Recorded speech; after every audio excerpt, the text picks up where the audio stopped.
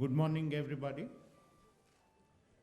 Honorable Minister for Ayush, Shri Shripad Yesso Naik ji, Secretary Ayush, Shri Ajit Sharanji, officials of the Ministry of Ayush, participating editors, members of the media, honored guest speakers, ladies and gentlemen. It's my privilege and honor to welcome you all to today's Health Editors Conference. The conference is jointly organized by the Press Information Bureau and the Ministry of Ayush. I'm particularly grateful to the Honorable Minister for his kind guidance and direction. Friends, let me begin with a quote from the Honorable Prime Minister, Shri Narendra Modi ji. Yoga is an invaluable gift of India's ancient tradition. It embodies unity of mind and body, thought and action, restraint and fulfillment, harmony between man and nature.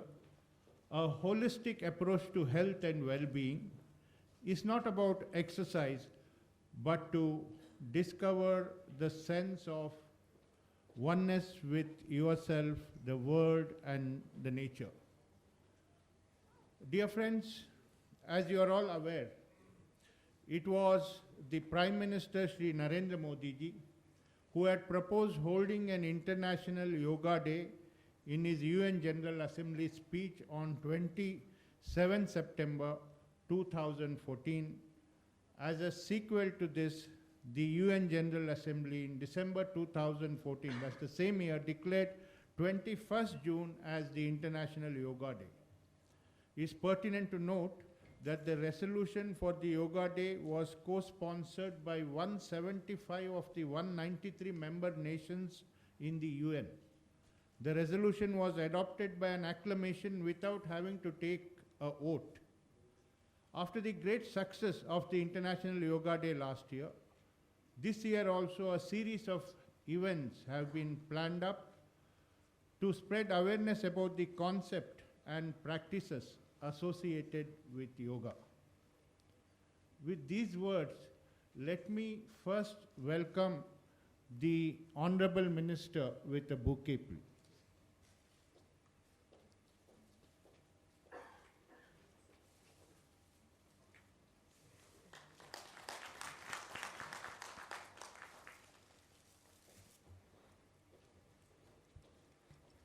I also extend a warm welcome to other dignitaries on the dais. Today's Health Editors Conference is one of such event organized jointly by the Ministry of Ayush and the Press Information Bureau. The idea behind organizing this conference is to discuss the scientific and the technical aspects of yoga so that all of us understand the concepts and benefits of yoga better. I am sure that after listening to the renowned experts, all of you will be having better perspective and will write and broadcast more informed and in-depth stories for the benefit of people at large. Friends, the format of today's conference is as follows. First, the Secretary Ayush Shri Ajit Sharanji will deliver his address, followed by a presentation about the International Day of Yoga activities by Joint Secretary Ayush Shri A.K. Ganeriwala. Thereafter, the Honorable Minister will deliver his inaugural address. He will then take a few questions.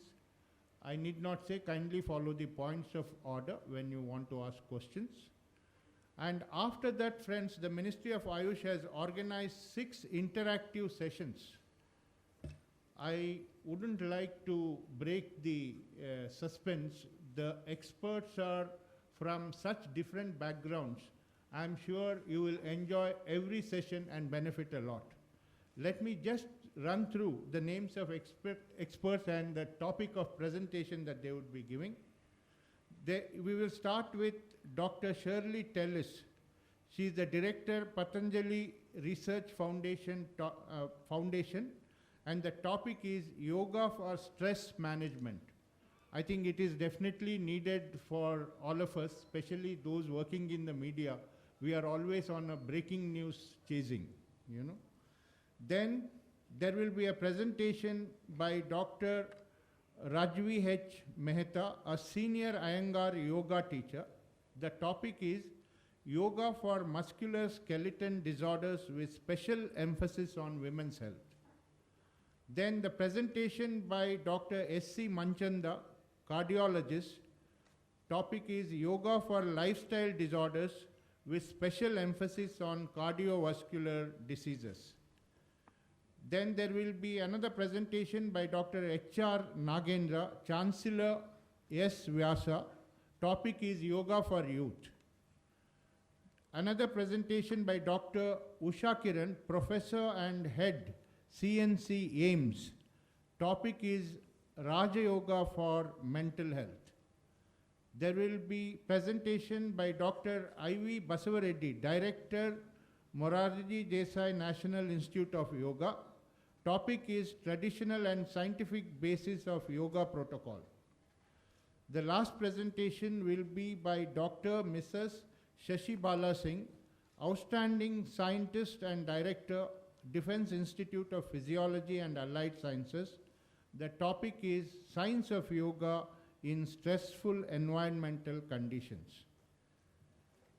Friends, I don't want to take much of the time because we have long hours consisting of 7 experts to make their presentation. Once again, I welcome the Honorable Minister for Ayush, Shri Shripad Yesso Naik ji, under whose leadership and guidance this conference has been organized. And my special welcome to all the media persons and editors who have assembled in this room. Now I request Secretary Ayush to give his address.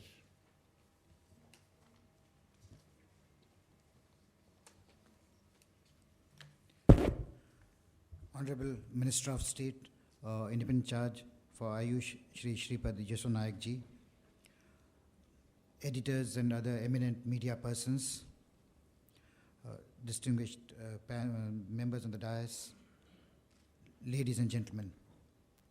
It is indeed a pleasure for us to be jointly organizing this conference here today with the PIB. Many of you would be wondering when you got this invite as to what is the whole purpose of this workshop here today. Let me reassure you, it's not to persuade you to participate in the mass yoga demonstration. Yes, it would be wonderful if you could join in the yoga celebrations. But the purpose of today's session is, I would say, totally different. Yoga, at one level, takes no convincing. Most of us are convinced of the benefits of doing yoga.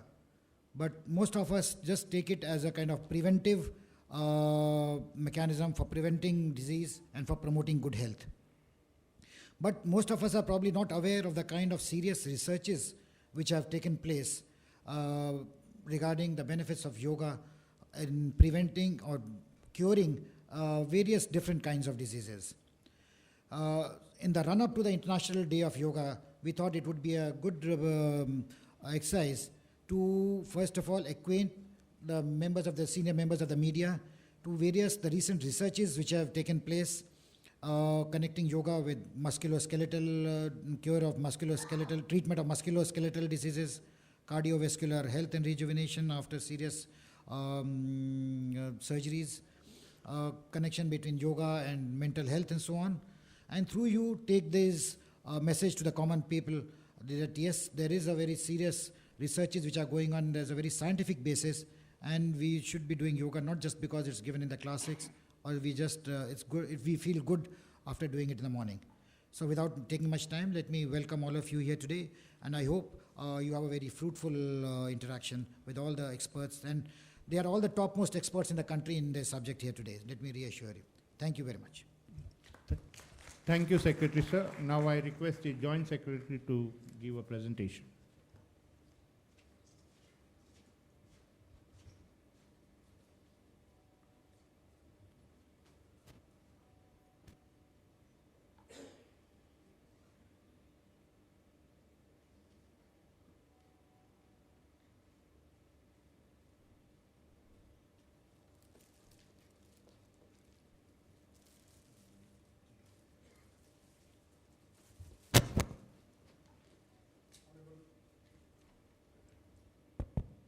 Honorable Minister, Sir, respected Secretary, DG PIB, and most respected Dr. Nagendra, other eminent speakers, members of media and press, my colleagues from the Ministry, research councils,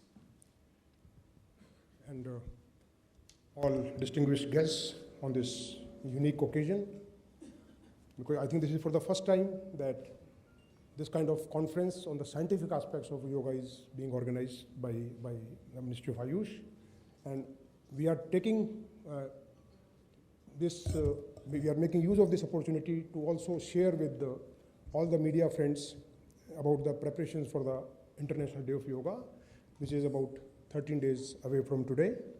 And we are already in the final phase, so I will quickly, within the next 10 minutes, I would like to share with all of you what we are doing for the current year's International Day of Yoga celebrations.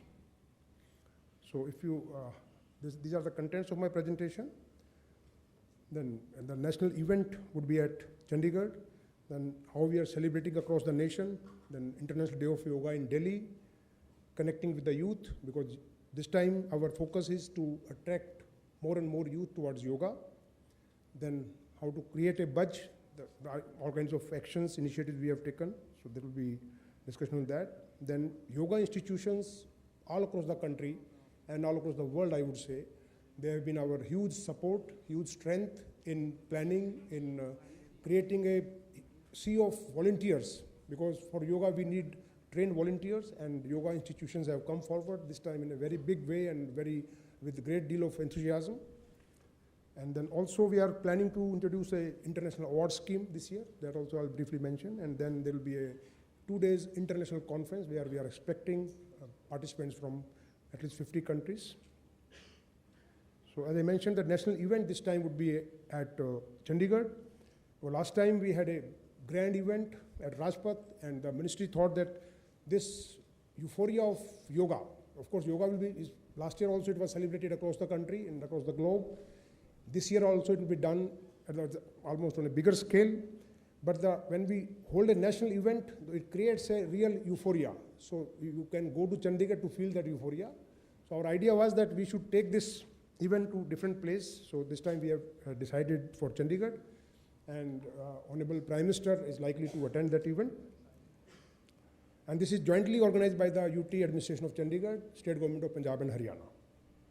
And we are expecting participation of 50,000 people, but at the main venue there will be 30,000 people because of the space constraint, and 20,000 participants would be performing yoga in different near lake and parks, botanical gardens across the city, beautiful city of Chandigarh, rather tri-city, that is Mohali and Panchkula including. And you can have a look at the category of participants. And this time also we are also involving Divyangs. There will be 500 Divyang, our differently abled friends, plus even people from different sections of society. The rickshaw puller, our brothers, they will also be brothers, they will be participating. Self-help group women, they will also be participating this year. And this is the venue. You can have a look at this is a bird's eye view of the venue. That is called, this is Capital Complex between Vidhan Sabha of Haryana, Punjab and High Court. This will be the sectoral plan. Then also there will be a Chandigarh Yoga Festival which is starting from tomorrow. Earlier it was planned for 10th to 12th, but now they have decided to organize it from 9th to 12th. So that is basically to bring in that element of youthfulness in the entire exercise of yoga. And they have, tomorrow there will be presence of Revered Shri Ravi Shankarji, who will be talking to people in Chandigarh. Then on 12th, Swami Shri Baba Ramdev Ji would be there on the closing ceremony. Our Honorable Minister would be there on 10th, our Secretary Sir will be there. So it will be a whole host of activities will be organized in last 4 days, including a 3D, some presentation on laser show, then moonlit yoga, all kinds of yoga flash mobs, yoga dances. And it's absolutely, different formats of yoga would be displayed during the next 4 days there. Then if we see our plan for the country across the country. Then from the ministry side, we have written to all the state governments, to all the ministries, that they should hold this common yoga protocol of 45 minutes all across the country, state capitals, even right up to the panchayat level. And in each district, we are organizing a 1-month course which started on 22nd of May and which will continue till 21st June. In each district, there is 675 districts, plus in 10 metropolitan 100 RWAs also are organizing this 1-month course. So right now, from our side, that is through our Central Council for Research in Yoga and Naturopathy, 1,700 yoga training camps are being organized across the country, which have started in the last week of May and will continue up to 21st June. And in addition, there are thousands and thousands of such free yoga camps being organized by our partners from yoga institutes, NGOs. So, I mean, a number is absolutely mind-blowing. Then also this time we have taken a new initiative that we have requested all our corporate houses that they should also partner with us. They should also celebrate yoga. A letter has gone from our secretary, sir, to all the important chambers of commerce, and they have also responded positively. Even Institute of Chartered Accountants of India, Institute of Coast Accountants of India, they are also on board, and their number is again, for example, ICI, this Institute of Chartered Accountants of India, they have 1 million members across the globe. So, and they have already planned a big event on 21st June, and only 4 days back, there was a container in Mumbai. Honorable Minister was the chief guest. I also happened to be there. So there is a huge amount of enthusiasm and euphoria for participation across the different sections of society. And as I mentioned, that all leading yoga institutions are also planning their own plans for like yoga retreat for foreigners, yoga separate classes, yoga they are organizing yoga shivers in their own premises across the globe. Then in Delhi, as I mentioned, that national event would be in Chandigarh, so Delhi being the capital of India will also have a huge demonstration in thousands of places, but these are the 7 places where ministry is directly involved. The Nehru Park at Chanakyapuri, where we'll have presence of diplomats and government servants. Then again, Connaught Place, entire Connaught Place on the Rahagiri model will be celebrating this common yoga protocol. 10,000 participants are expected. NDMC is the nodal agency. And similarly, Lodi Garden, again for government officers. Then District Park, Dwarka, and Talkatora Garden, Swarn Jayanti Park, this Rohini, and as I mentioned, 100 RWAs. So these are the places where we are expecting thousands and thousands of people who will be participating in yoga protocol on 21st June. So as I mentioned, connecting with the youth would again be a very important initiative this year. And this year also, we have got our apparel designed through NID and NIFT. So these are just, for example, I'll show you some.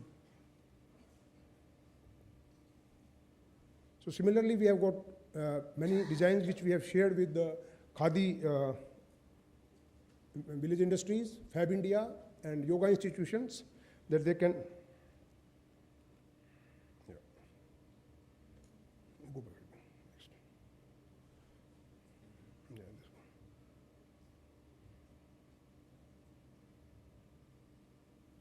So different designs we have got prepared through NIFT and NID. Even the T-shirts which we are distributing for the main event were jointly designed by NID and NIFT.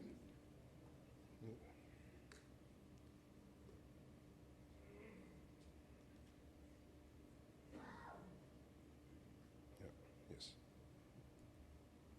Similarly, all schools, we have requested, we had series of meetings with all different education societies, including DPS, DAV, Ramakrishna Education Society, that they should voluntarily encourage the participation of students across the country. Then Nehru Yuvak Kendras, there are more than 100,000 affiliated clubs with NYKS. They will be organizing this mass yoga demonstration. Similarly, National NSS, they have members of almost, there are 36 lakh volunteers, so who will be performing yoga on the same day. The NCC, Bharat Scouts and Guide, UGC, they are also organizing 2 to 3 days yoga fest across the country in all the universities. Sports Authority of India, they are organizing, already training has started. Then for creating a buzz, as I mentioned, we have developed a instructional booklet, DVD on common yoga protocol. We have shared with our friends from media today. Then outdoor publicity, electronic media, then print media, and this time we are using social media on a large scale. Then today, as you can see, we are all holding this health editors conference. Then also a Yoga Geet competition was held, national competition was held, and we received about 900 entries. And we have selected one song, and that is in the final stage. I think by next 2 or 3 days it will be final. And then also their curtain raiser we had organized on 20th to 22nd April in Talkatoa Stadium, which was hugely successful. Honorable Home Minister was present during the valedictory function.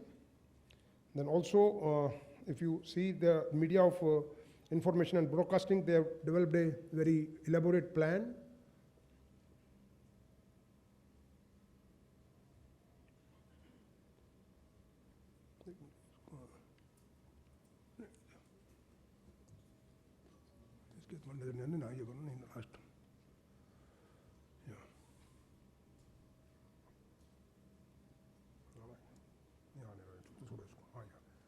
So they are now Doordarshan, DD News, All India Radio. These are all plan of INB.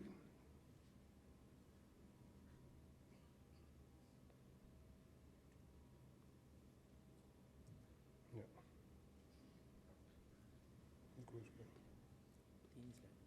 Back. Yes. So yoga institutions, as I mentioned, all important. There are about 19 important yoga schools in the country. They are all, for the last 4 or 5 months, they have partnered with us with great deal of willingness, and they are providing us not only the ministry, but all the state governments, all the corporate houses, all other institutions. These yoga institutions are providing technical support by way of providing technical human resource for training and organizing training for trainers, etc., army, paramilitary forces. And these are the awards which we are planning, we are considering, and this first award will be presented during 2017. We are working on that. And these are the very brief information about what MEA is doing all across the globe. The 173 missions, they have already submitted their plan for organizing International Day of Yoga. These are curtain raisers around the world which have already started. Actress Shilpa Shetty led a mass yoga gathering at the Dubai Festival. Yogathon at many iconic locations across Argentina. There are 100 Chinese women perform yoga, and all these things you can see. So this is how this buzz has been created. The Vietnam, we have taken ex-Miss Universe, Miss Rodriguez. Then USA, Carlos Carcos, Secretary of State, and all. Basically, just to give you idea how we have been preparing and then how widespread and how vast this year's International Day of Yoga would be celebrated. Thank you very much. Thank you, Ganeri Walaji. The Minister will be joining us in 5 minutes. He has some urgent. But then he will have to come and give his opening remarks.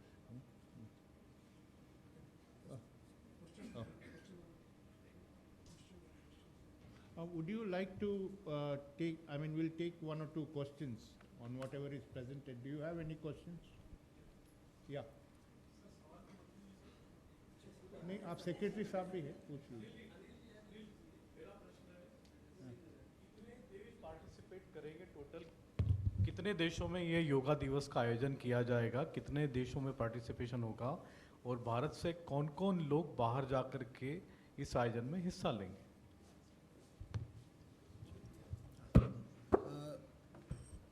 Let me make it clear, इस साल कोई कीर्तिमान स्थापित करने के बारे में कोई एफर्ट नहीं है। Last year 2 Guinness world record setup किए गए थे। In the records were of course, as you are probably aware, the largest number of yoga learners at one place and the largest number of nationalities represented in one place. This year we are not looking at records, number one. Secondly, in terms of how widespread the yoga celebration this year will be, almost every Indian mission abroad, every country where there's an Indian mission, there will be a Yoga Day celebration.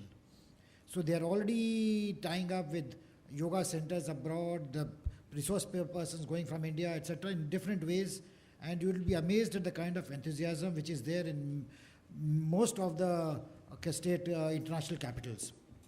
In terms of number of foreign delegates coming here, even last year most of the representation were from foreign nationals already in India, and we expect that there would be a fairly big representation in the national event in Chandigarh as well as in the events being organized in Delhi.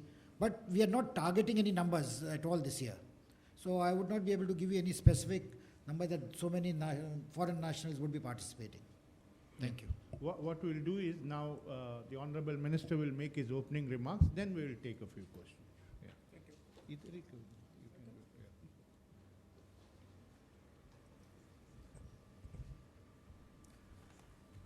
yeah. Dignitaries on dais, and Ajit Sharanji, Secretary Ayush, DG Mr. Frank Doranaji, Anil Gadinewalaji, Dr. H.R. Nagendraji, experts of yoga and allied science, delegates and friends from print and electronic media.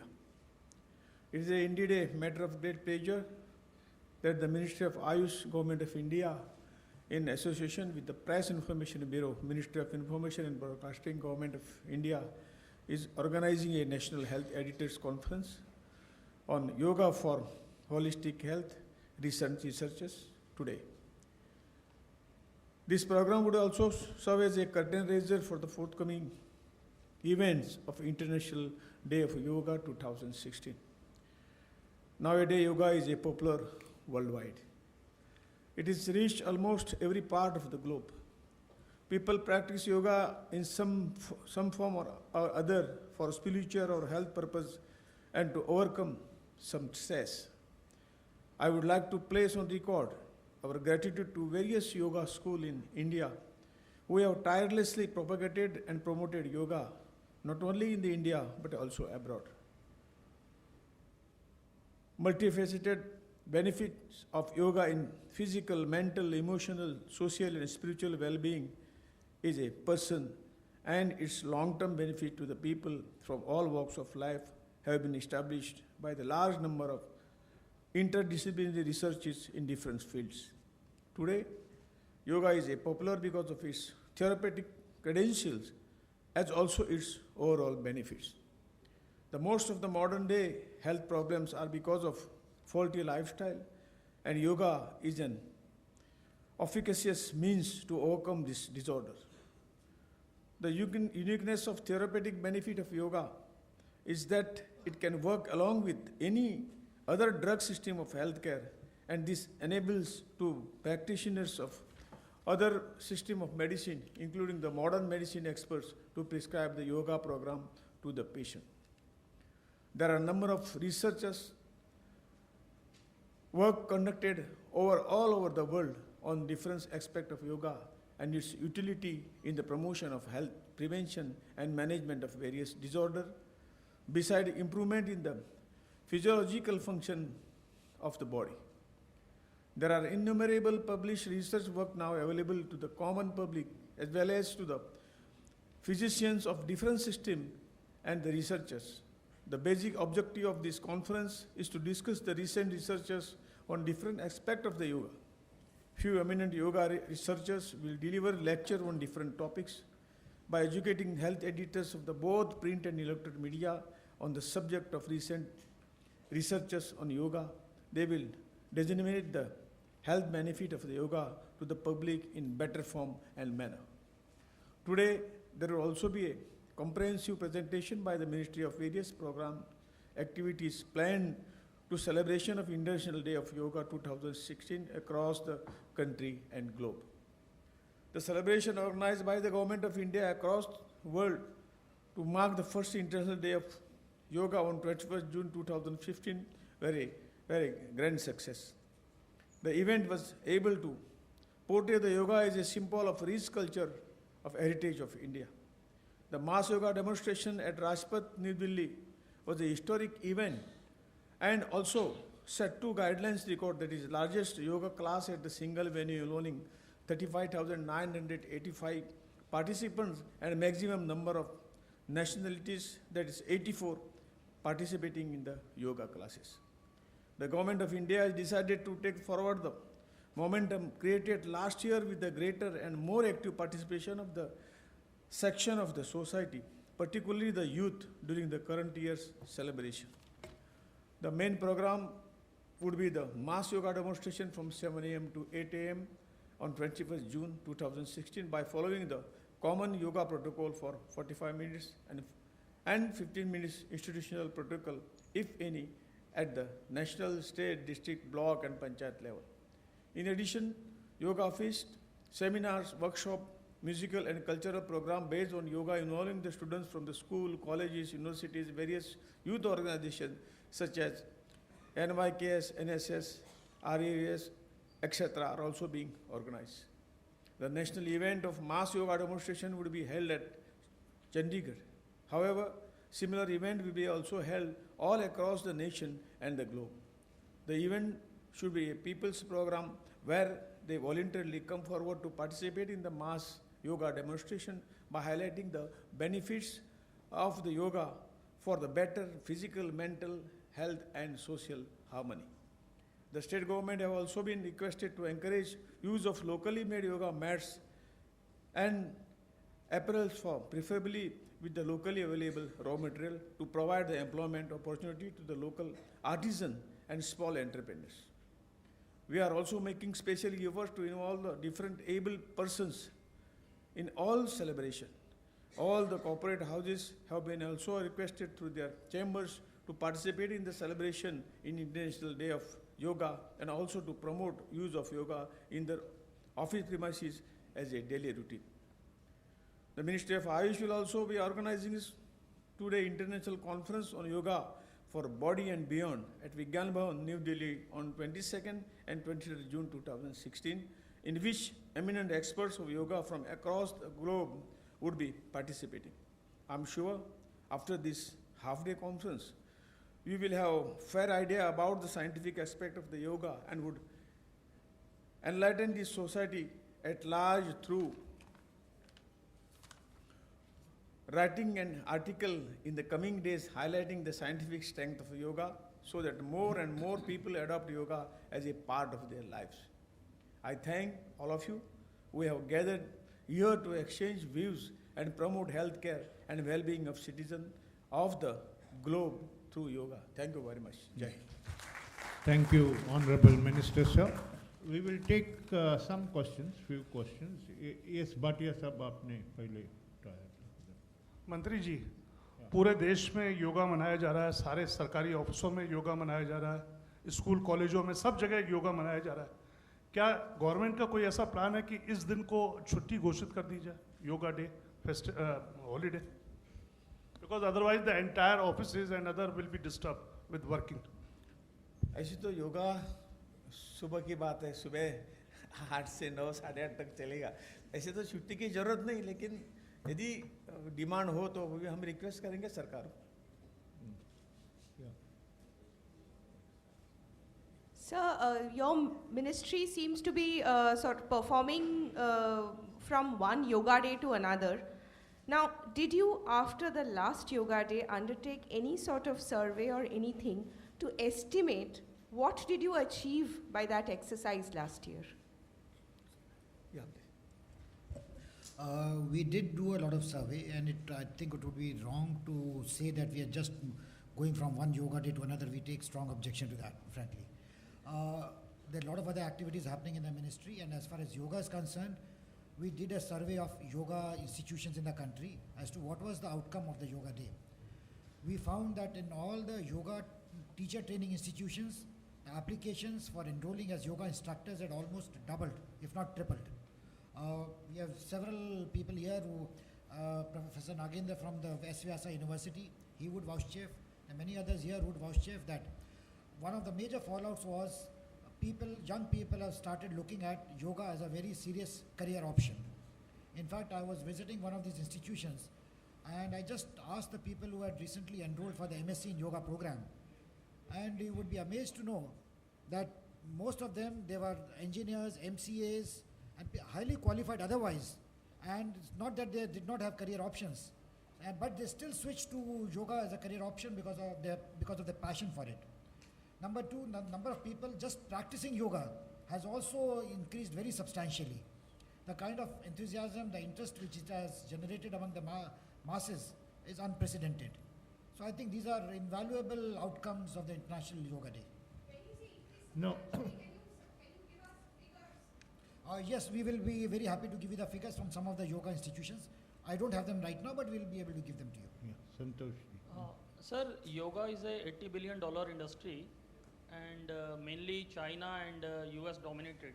So there is any figures that we can say what's the percentage of share of India, and what the percentage you are looking for in future in coming 2-3 years?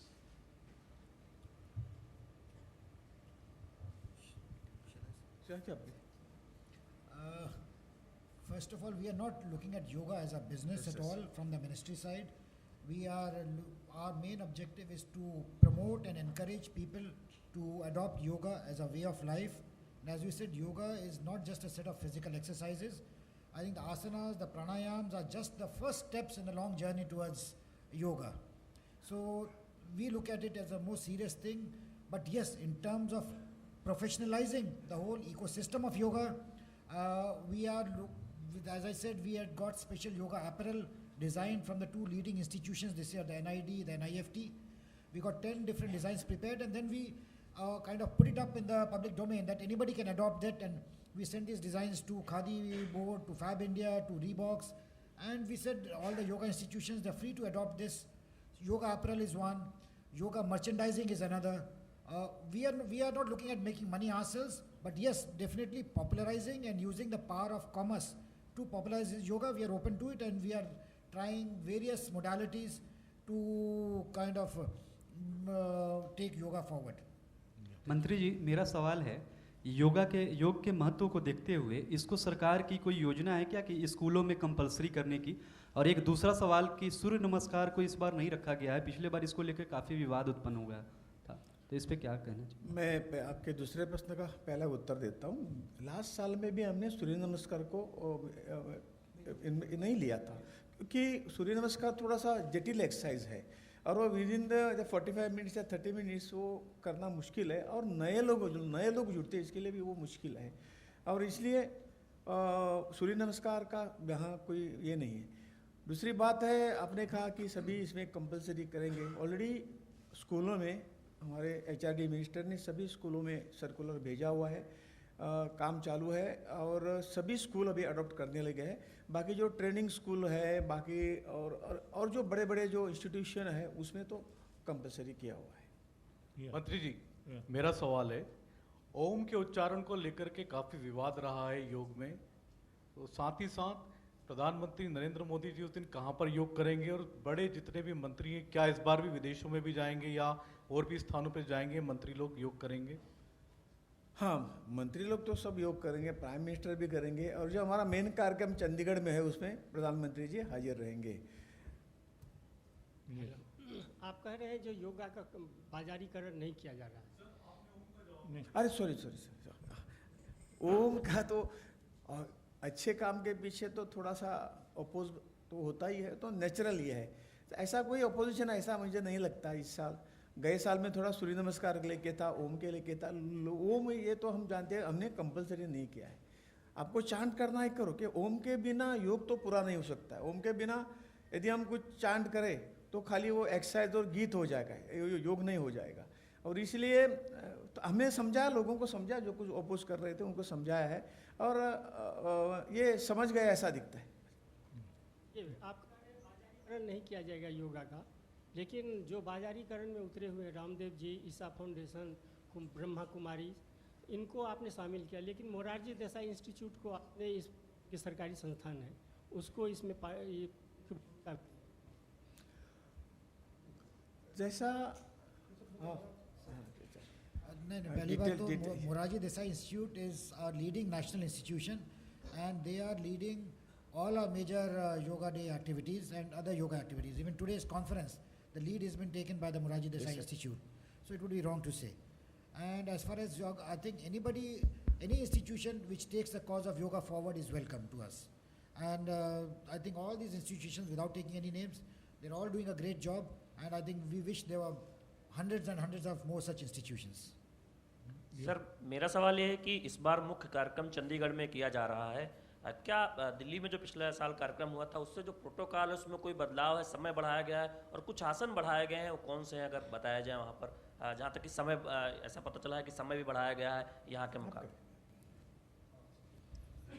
इसमें जो पिछले साल का protocol था वो 35 minute का था और इस बार उसको बढ़ा के 45 मिनट का किया गया है। उसमें कुछ आसन बढ़ाए गए हैं, पर्टिकुलरली जैसे प्राणायाम, एक शीतला प्राणायाम मतलब जो ठंडक देता है शरीर को। 21 जून आपको जैसे पता है कि बहुत ही गर्म दिन होता है, समर सॉल्स्टिस का डे होता है ये, तो इसमें योगा एक्सपर्ट्स का व्यू था और योगा हमारी कमेटी है, एक्सपर्ट कमेटी जो एपेक्स बॉडी है, डॉक्टर जो हमारे गुरुजी नागेंद्र जी उसके चेयरमैन हैं और उसमें जो हिंदुस्तान के जितने योगा स्कूल्स हैं उनके सीनियर रिप्रेजेंटेटिव उसमें मेंबर हैं। तो उन्होंने फिर ये डिसाइड किया था कि कुछ आसन जो इंटरमीडिएट आसन थे वो भी हमने कुछ ऐड किए हैं। जो पिछली बार एक आसन से दूसरे आसन में जंप किया था तो वो लोगों को कुछ परेशानी हुई थी, तो उसमें जो इंटरमीडिएट आसन था वो उसमें ऐड किया है, प्लस एक शीतला प्राणायाम। तो 10 मिनट का तो ये एडिशन हुआ है, प्लस 15 मिनट का हमने ऑप्शनल रखा है क्योंकि जो योगा इंस्टीट्यूशंस हैं उनके कुछ अपने ध्यान या योग निद्रा वगैरह अलग से उनकी एक उनका रहता है स्पेशल, तो वो भी हमने रखा है कि अगर कोई इंस्टीट्यूशन जैसे योगा इंस्टीट्यूशन अपना कर रहा है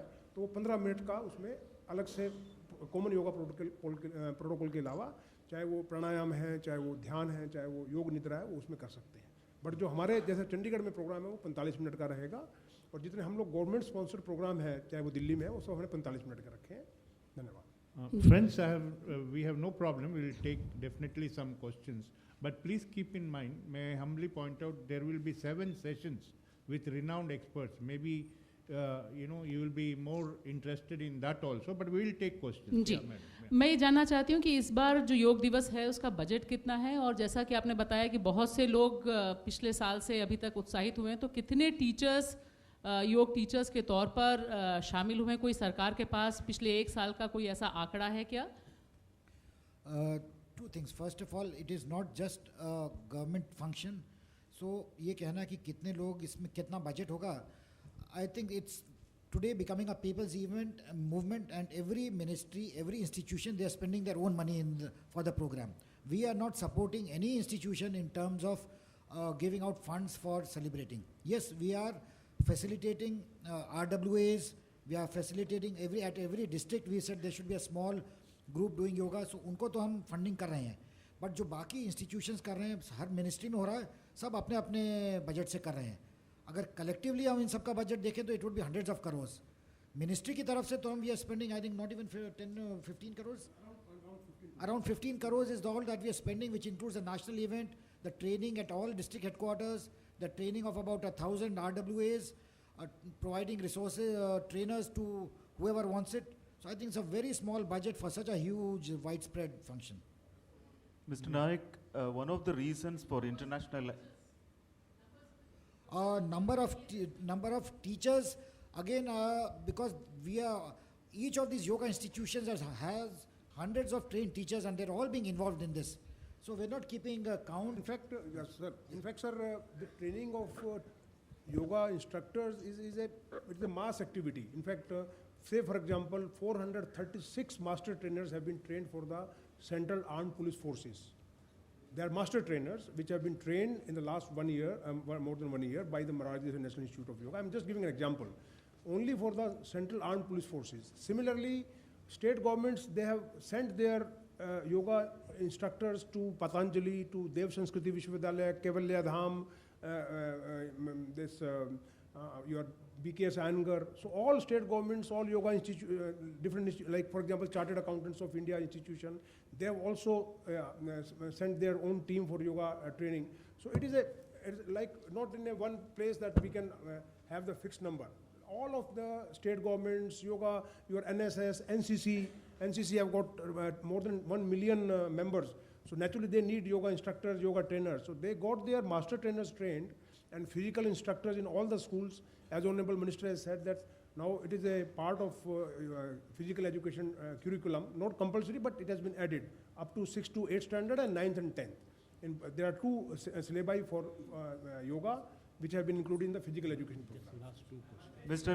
Mr. Naik, one of the reasons for international acceptance of yoga as an alternative system of healthcare is its validation as a curative system.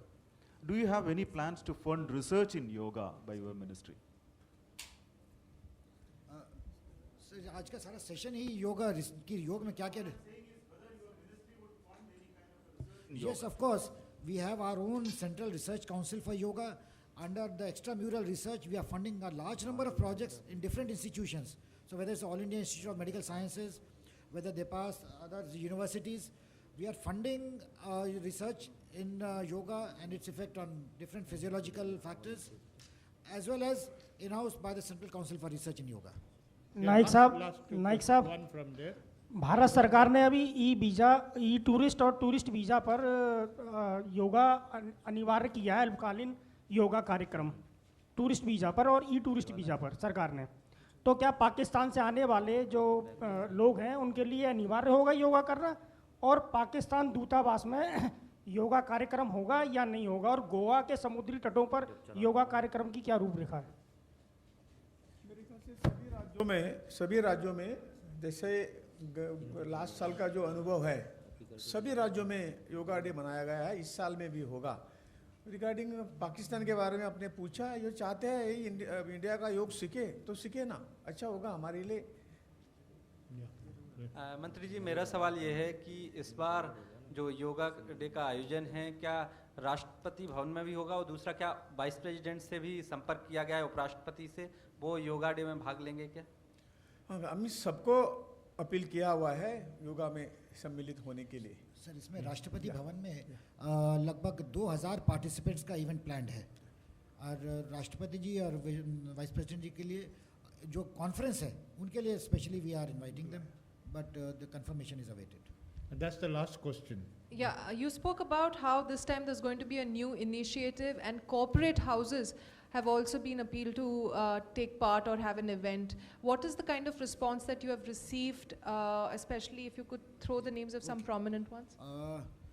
Just last week, the Honorable Minister had a session with the Chartered Accountants Institute of India in Bombay.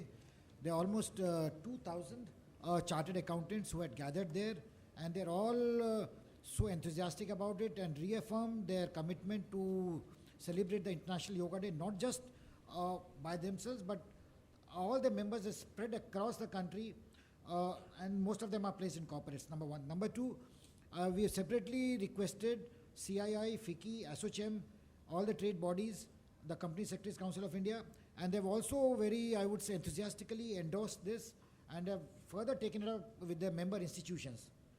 Numbers, obviously, I wouldn't be able to give you, but we expect a huge response from the hundreds and hundreds of corporates spread across the country.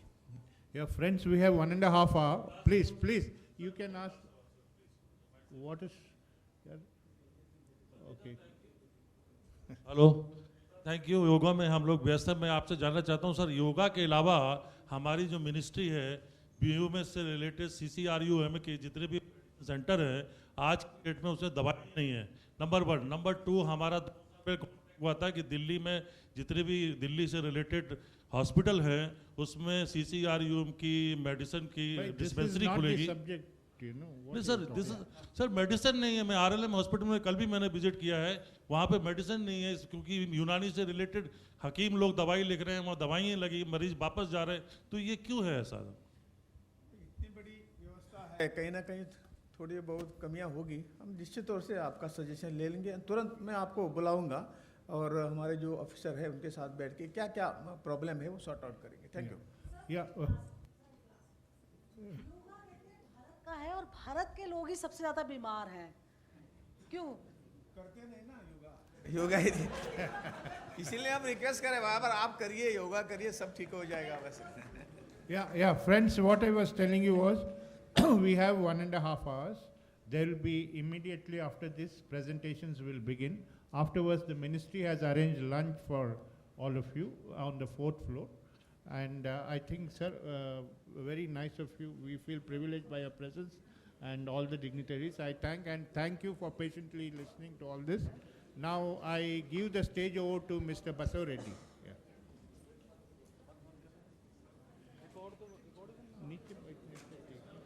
आप बैठेंगे sir? अच्छा, okay, I will go, sir.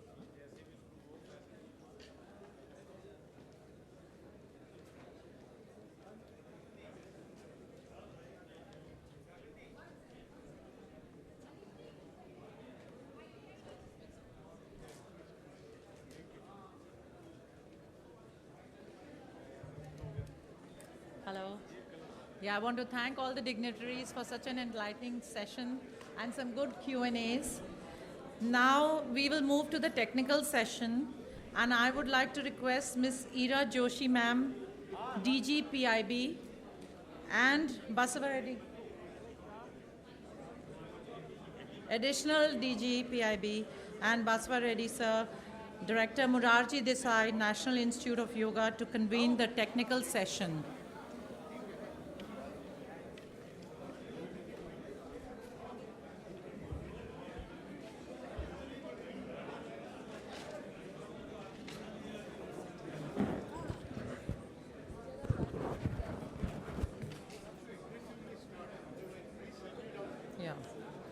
May I please request everyone to please settle down. We have a long and nice yoga technical session which is about to start, and we'd like everyone to sit down, please.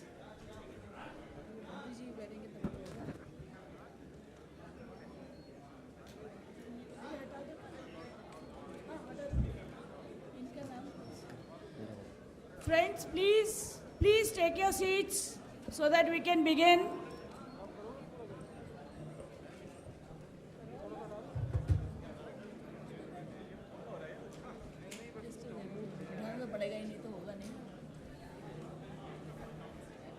Hello, sir. Jaro.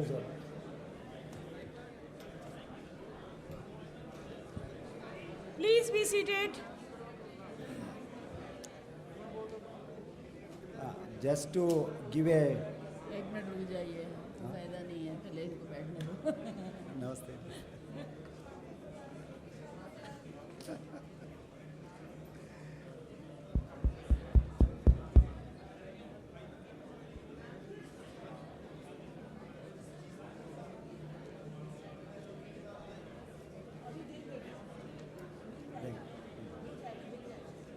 So I request all of you settle down, please.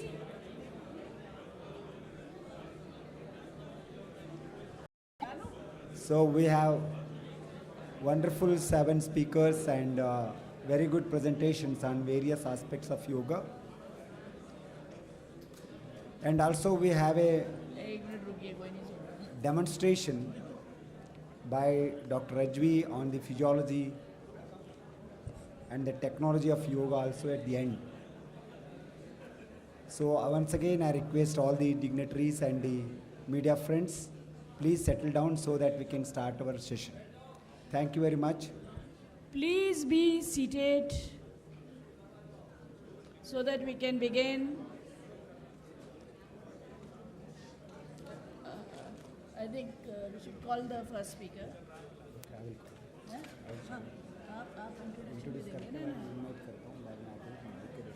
बाकी media वाले दे देंगे. It's my pleasure to introduce Dr. Shri Tellis, the first presenter. She is the director of Patanjali Research Foundation, Haridwar. Shri Tellis is basically a modern medical graduate, and she did her PhD in neurophysiology from one of the nation's best institutes, NIMANS, Bangalore. Dr. Tellis directs research at Patanjali Research Foundation, Haridwar. Earlier, she worked in Yesso University several years. She has more than 159 research publications to her credits. published in many international and peer-reviewed journals. She received an award from the Indian Council of Medical Research. The John Templeton Foundation has also USA and a Fulbright Fellowship. Dr. Tellis has been invited as a speaker at conferences in various parts of India and in Australia, Brazil, Canada, Germany, Hong Kong, Japan, Norway, Portugal, Singapore, and US. Dr. Tellis is an enthusiastic yoga practitioner also. Presently, Dr. Tellis is working as a director in the Patanjali Yoga Research Foundation, Haridwar. With these few remarks, I invite Dr. Shirley Tellis to come over the dais and make her presentation on yoga for stress management. Dr. Tellis.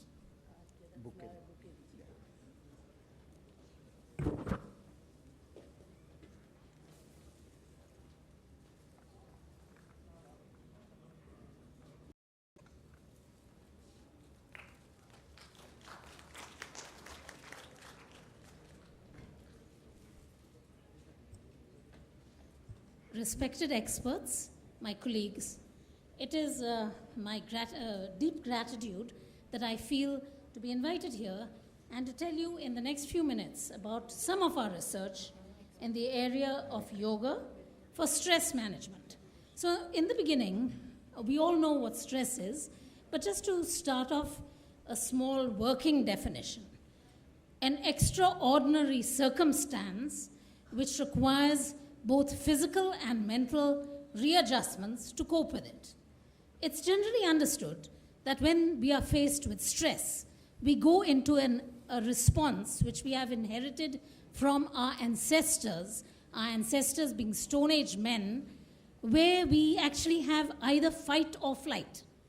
Because Stone Age men were faced with a wild animal and they would go into a fight or flight response where sympathetic overdrive would occur, their blood pressure would shoot up, blood sugar levels would increase, and over a period of time, this could result in hypertension and even diabetes. However, it is now known that there is a third possibility. I need a slight help to change it. Check. Well, the next slide will show you that it's not just fight or flight, but there is a third possibility.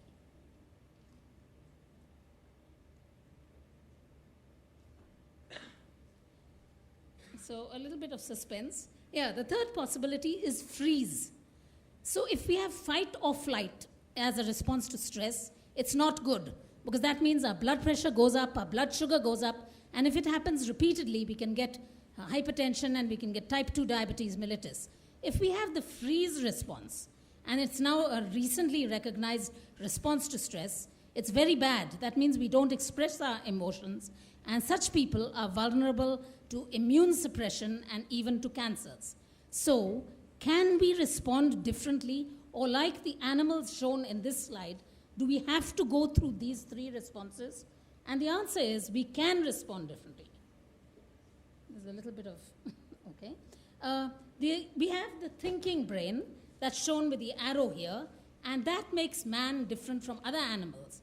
And so, we can choose to respond the way we like. And the way we like can be very different through yoga. And so I'm going to cite a few examples, because of the shortage of time, of how we have used yoga in the management of stress.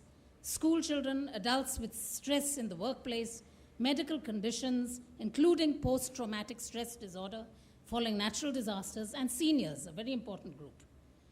Children, we did this study in a school close to our institution in Haridwar. It was published in the journal Child and Adolescent Psychiatry. We had a randomized control trial, 90 children, 45 in each group, yoga, physical exercise. They practiced their respective interventions for 3 months, and almost everything was identical. Their physical changes, their cognitive changes, their emotional changes. Just one difference where the yoga group benefited more than the physical exercise group, and that was in their self-esteem. And it is so important because these were pre-teens, a vulnerable group who showed tremendous stress each time there are exams. We know that after the 10th standard, we have to have a 24-hour helpline because of the suicides. There's such a lot of peer pressure in preteens to look good, to play games well, to not be obese. And we know that many children commit suicide because of these reasons. And in fact, we have brought out in collaboration with Harvard 3 review papers in the last year and in this year, which are strong evidences that yoga should be introduced in schools worldwide. So moving on, what about yoga in the workplace? I'm going to cite 3 examples which we have researched through randomized controlled trials. Army personnel. This is an army base close to our institute in Haridwar, where we were asked by the person in charge, can you make a yoga module where the people will be alert yet relaxed? Because normally when a person is alert, there's a little tension. So we had 60 people, we had 60 in each group, 180 people randomized as 3 groups, a yoga group, a music group, and an awareness group. The yoga group did, the long and short of the story is, the yoga group did better in terms of attention and reduced anxiety. So yoga is a unique intervention which combines better performance with less anxiety. As we were heard in the wonderful introductory session, it will be very useful possibly for all occupations, including for the media as well. Let's move on. Computer professionals. This was a study which was begun in Bangalore when I was at the institution there and continued in Patanjali Yogpeeth. We particularly targeted what are categorized as type 1 and 2 computer IT companies by Stanford University. That is on the basis of their performance and output. And we found that 23% of the individuals were taking over-the-counter anti-anxiety medication. This is real cause for concern because though they're very well paid, if they are so stressed, there's a lot to worry about. Well, we found that after 2 months of yoga, there was reduced anxiety, less effects of stress on the body in terms of headaches, the gastrointestinal problems. They had less of visual discomfort, computer vision syndrome, where you have dry eye and poor tear formation, and musculoskeletal discomfort was significantly reduced. The papers where we've published it are cited here. Moving on to another occupation. More recently, we had in our institution 450 school teachers. Now, these are the people who are going to shape the future generation, so they're very important. But they have are subjected to certain unchangeable stresses. The salary is not all that good. There are often too many people in the class. So they can't change these factors. Can they cope with it through yoga? And we did find many, many positive benefits, and this is under communication. Particularly, there's an improvement in the lung capacity so that I can address the students with less strain on their vocal cords, and of course, mental stress reduction. Moving on to the aging population, we did a study and a 6-month follow-up. We used, when I say yoga, of course, we used a whole comprehensive thing. Yoga means not just asanas, but pranayama, a whole guided relaxation, philosophy of yoga, and so on. Well, there was a reduced feeling of sadness. Old people are often vulnerable. They feel that after they are retired, they have less worth. Their children have gone away, so there's the empty nest syndrome. And so there's the likelihood of geriatric depression. In this group, after 6 months of yoga, compared to a control group, no intervention, and Ayurveda, there was better improvement in these dimensions, but I'm particularly going to stress sadness because that's relevant to the stress management that I am talking about in the time that I've been allotted. I'd also like to mention that in the uppermost publication, which is UCLA, Helen Lavretsky, very well known, professor of psychiatry, where we have published 2 chapters in this book brought out by the Oxford University Press. Yoga can actually delay aging by acting at the cellular level on the telomere. And this has been highlighted both by Helen's work herself and our chapters in these 2 chapters in her book. Moving on, what about natural disasters?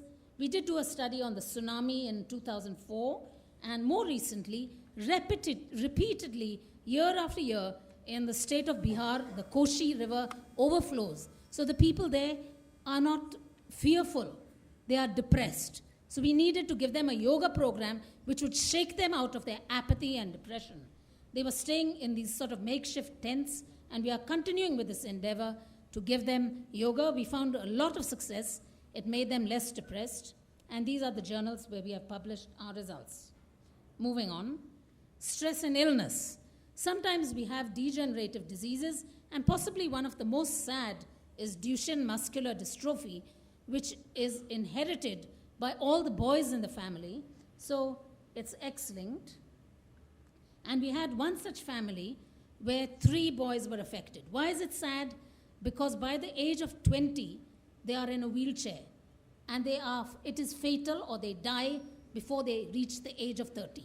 So it is a stress for the child, it's a stress for the parent. Can yoga help?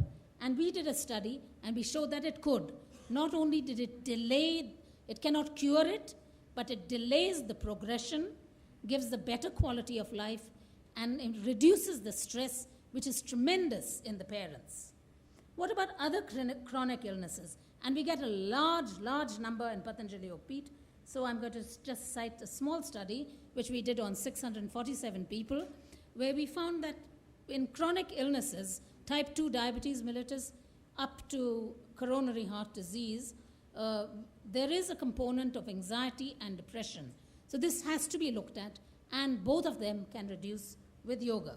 I've tried to adhere to the time limit, so I think I'm really coming to the end of my presentation. Yoga is not just physical.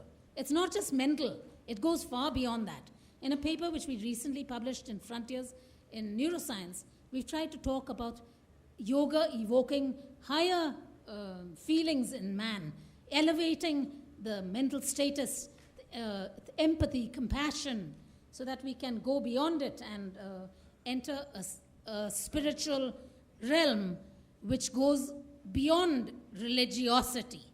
Thank you.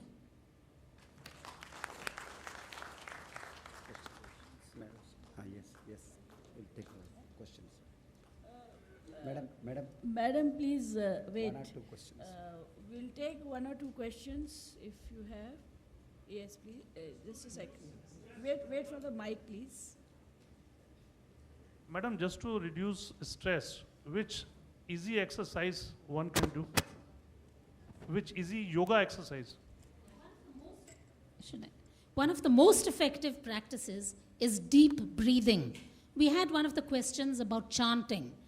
Irrespective of whether one is chanting Om, or whether one is chanting Ave Maria, or anything else, or just one, when we do deep breathing and prolonged exhalation, it takes us to a parasympathetic activity, which is restful and relaxing. Please wait for the mic. Could you just throw light on the kind of exercise you undertook in the post-disaster areas, say tsunami or Uttarakhand, tsunami in south, or earthquake, what has been, could you just elaborate on this?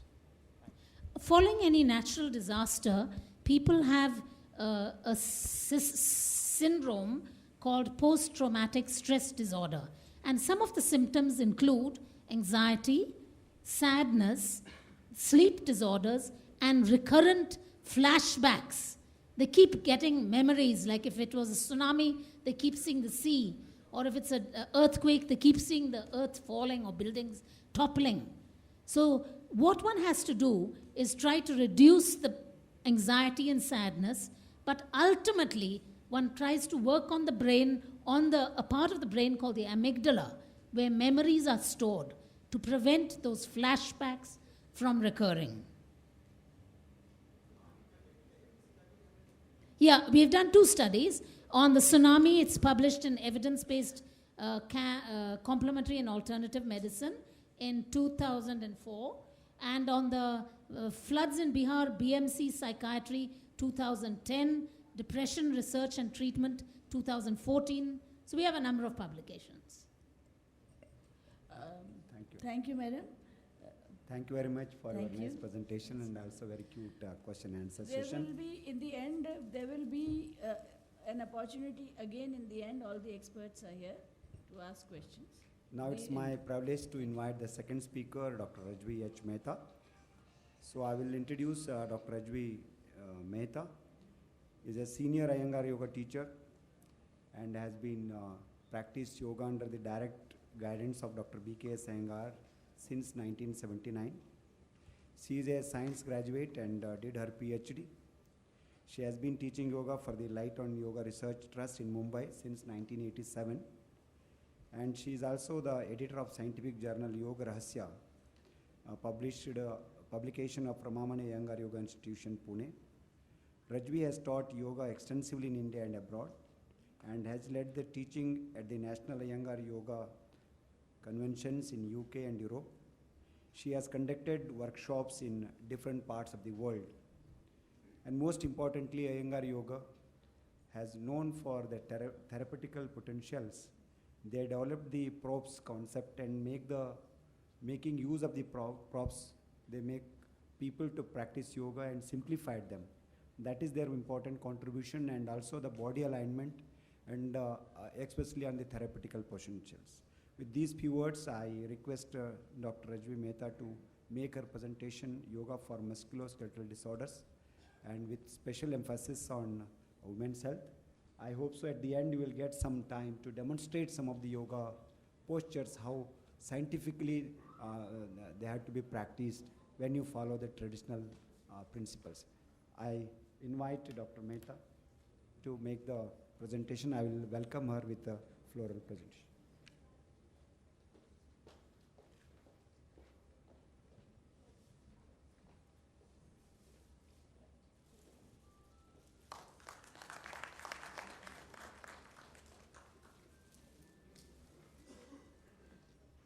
Thank you, Dr. Baswa Reddy. Good afternoon to the lovers of yoga, to the practitioners of yoga, and the to-be practitioners of yoga, hopefully at the end of the sessions. I have slightly deviated from my talk, the topic given, and I'm going to be talking about the scientific evidence on the efficacy of yoga. To start with, I would like to pay my respects, homage, and tribute, and seek the blessings of my Guruji Yogacharya B.K. Iyengar, who has been a legend in his own times, and his contributions are immense. So whatever I'm going to speak on would be based on his teachings. Before we start the actual presentation, some facts and figures. From a survey recently done in the US, there are 36 million yoga practitioners in the US alone, 20 million in 2012. The yoga practitioners in the different time frames, in 2002, there were 4 million in Germany. One doesn't know how many million now.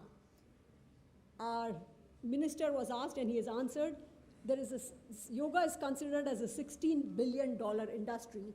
And as a practitioner, the word yoga and industry don't go hand in hand. For us, it's a sadhana, it's a practice. But these are the facts. And nearly 9.5% of adults use yoga as a complementary form of medicine. The figures are given to show the kind of responsibility that is there on the yoga teachers across the world. My first question is scientific evidence required to prove the efficacy of yoga? Friends, do we need evidence? What do we need to prove? The practitioners of yoga feel good, they are happy, and that is enough. There are millions practice yoga, nobody has forced them to do yoga, they're doing it, they're happy. Yoga is much older than modern medicine. Modern medicine, the conventional research methodologies used today are just about 400 years old. Yoga is centuries old. Do we need to prove that yoga works? The fact that it has lived for so many centuries shows that it works. Do we have tools to measure the effects of yoga? Yes, we can measure some of the effects, but when it works at the level of the consciousness, when it works at the level of the chitta, how do we measure it? Yoga is an integrative science. It's a holistic science. By definition, it means union. Modern science is a reductionist approach.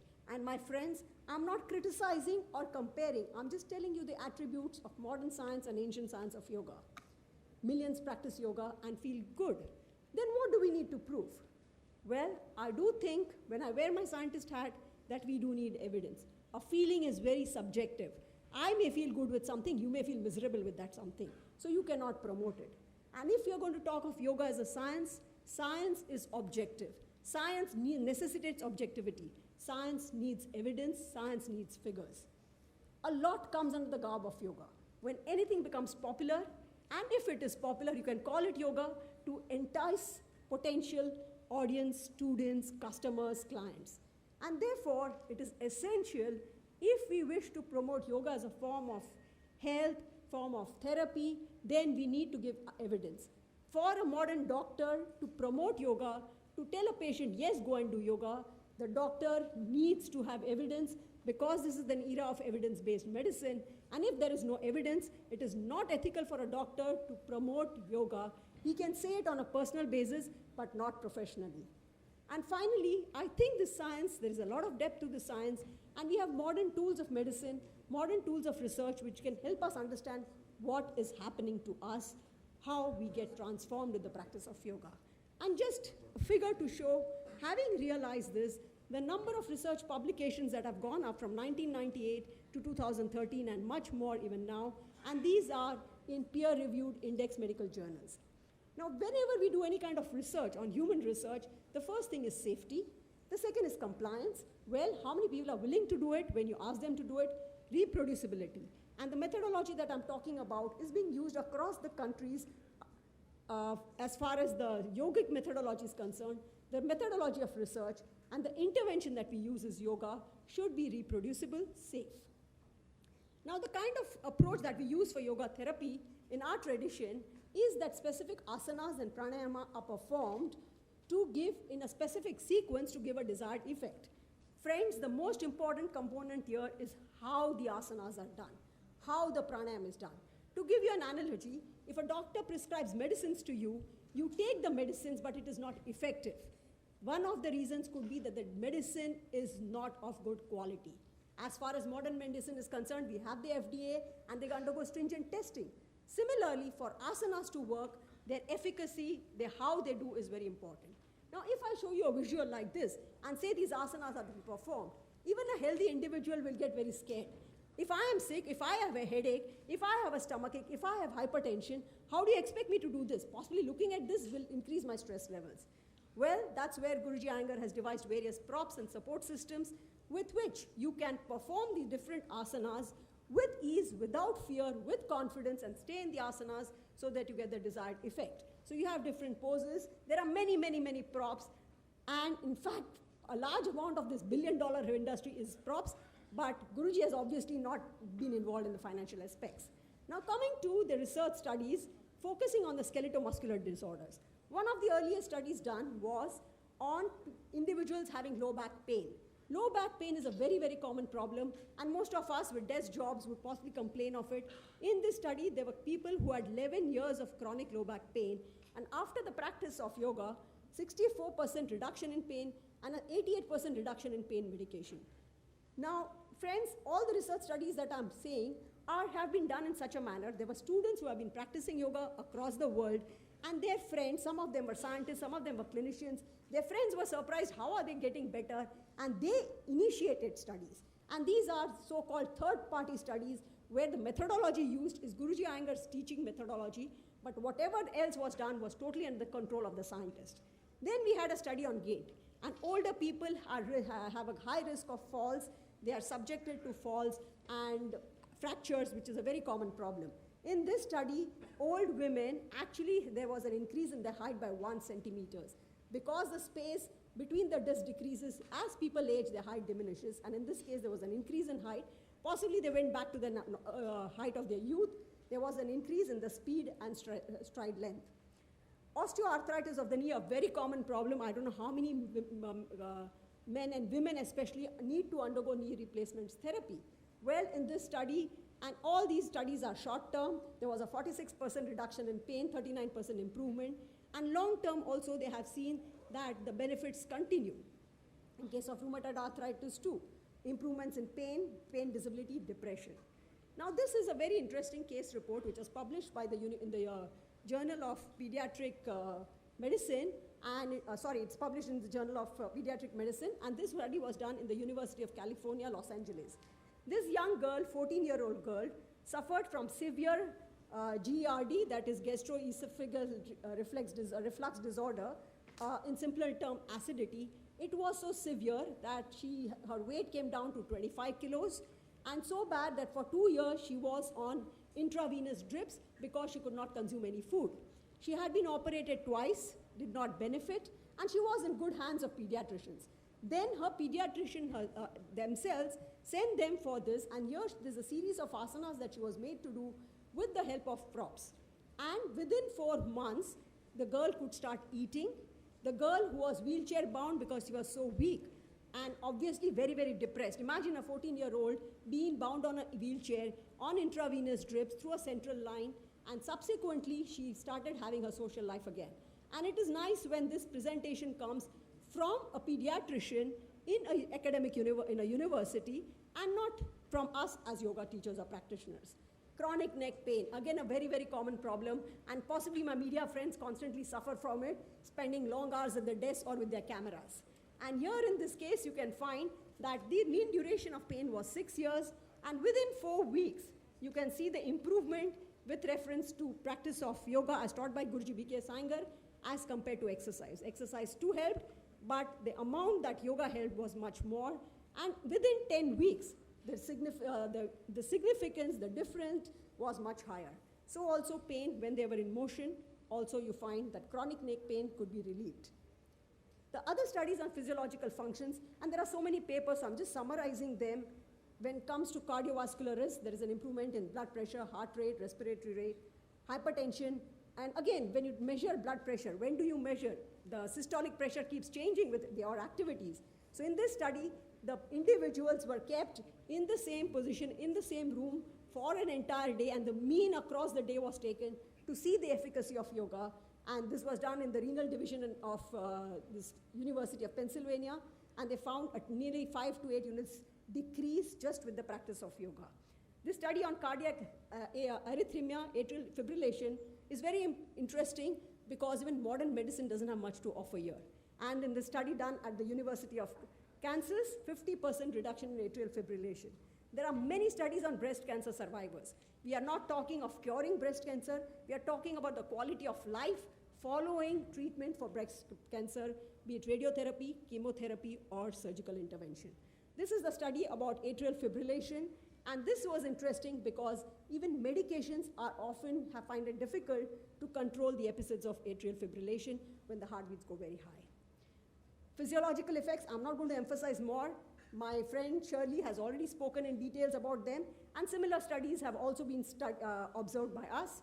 Just to see yoga in treating depression, if you see the mood states, pre and post, you can see there's an improvement in all the positive phases of mood, happiness, relaxation, optimism, confidence, contentment, and all the negative states, there is a reduction in the mood states. And here in this study, again done at UCLA, they find that as they start intervention with yoga in young adults, and we do know that large number of young adults suffer from depression and often take the route of suicide. Here you see that mid-course, this is the control group who did not do yoga, and here there is a drop in their symptoms of depression, which is also found to be linear. This is women who were in jail, and here too, you can see that there's a baseline decrease in depression from 24.9 to 5.6. That is nearly an 80% reduction in the symptoms of depression. So also anxiety, although the difference here is just 50%. Now, how does yoga work? We are all showing, yes, there is a change, there is an improvement. In this very interesting study, they studied the chemicals in the brain, and they found that there's a particular chemical called gamma aminobutyric acid, or GABA, which levels reduce in cases of mood and anxiety disorders. And in this particular study, they found there's an increase in the brain GABA levels after the practice of yoga. So what this study does is shows you the mechanisms by which you get a feeling of feel good, or reduction in stress, reduction in depression symptoms, reduction in anxiety symptoms. And sometimes people say it could be just due to exercise or walking. Very often we are questioned that why are you saying yoga, how different is it from physical exercise? It is vastly different. And again, they show that this improvement is shown with the practice of yoga, but not by simple exercises. And in a very, very interesting study, they studied the blood flow to the brain, and I admit and admire the volunteers who agreed to this experiment. So in these practitioners who practiced Guruji's method, they found that the blood flow to the amygdalal region of the brain decreases in these practitioners. And this region of the brain is associated with anxiety and post-traumatic stress disorder, which Shirley just spoke about. So this possibly tells us the mechanisms by which anxiety and post-traumatic stress disorder decreases. And in that same study, they found that the blood flow to the frontal region of the brain improves. And what does this show? This region is associated with multitasking, executive functioning. And as practitioners of yoga and modern people, we all want to multitask, or we are compelled to multitask. So here is evidence for that. Now I'm just going to share with you in a few minutes a study that was done by us in Mumbai on patients with Parkinson's disease. Now, Parkinson's disease is called a progressive neurological disorder. So once a diagnosis is done, the patient knows there's only one way, and that is downhill. We were approached by the support group of the Parkinson's Society, asking us whether we can give them some kind of support. We converted and we said, okay, let's see if it actually helps them, and in terms of objectivity. Many of you may be aware that people freeze, they become slow. Even drinking a cup of coffee becomes difficult because of tremors. And they become so slow, and it's miserable when you're crossing a road and your legs freeze and they cannot walk. What we did is we had a control group which was matched with age and gender and the intensity of the disease, and we had a group which was subjected to 10 days of asana practice followed by once a week. So after 3 months we evaluated them. The tools that we used to assess were the same tools that are used to test drugs for Parkinson's disease, and we had the UPDRS, that is Unified Parkinson's Disease Rating Scale. It's a scale where the neurologist assesses the patient, when the other scale we used was the PDQ-39, where the patient assesses their thing. And the higher the scores, greater is the intensity of the disease. Here you find that movement, the patient found nearly 50% improvement in their movement. Their strides increased, their gait improved, so also the patients themselves feel that improvement, whilst as you can see here, there is no change in the control group, it remained unchanged. Similarly in emotions, Parkinson's can be a disaster to the patient. There is an improvement in their mood and emotions. Even their quality of life improved following the practice. And this paper was actually presented by us in a neuroscience conference, and honestly speaking, we didn't even anticipate they would accept it. It was just one of the 6 best papers. These are some of the asanas that we make them do it. Yes, I'll find it. And for example, now if we wanted to make them do Sarvanga Asana with patients with Parkinson's disease, average age 65 plus, it is because of the support of the chairs that we could make them do it, and it's become a favorite with them. We are now doing long-term studies. Patients are following it with us. We have now worked with over 400 patients, and it is remarkable to see subjectively the change is so obvious. Friends, yoga cures what need not be endured and endure what cannot be cured. That's my Guruji's close. And a quick thing about how yoga is being done by a patient with cancer, 5 bouts of relapses of cancer in 25 years. So while chemotherapy is on, she keeps doing yoga asanas, mainly so that her mind is off and you have a quiet state of mind, an Israeli lady in the Ikilo hospital. Also, another case, these were war veterans of the Afghan war.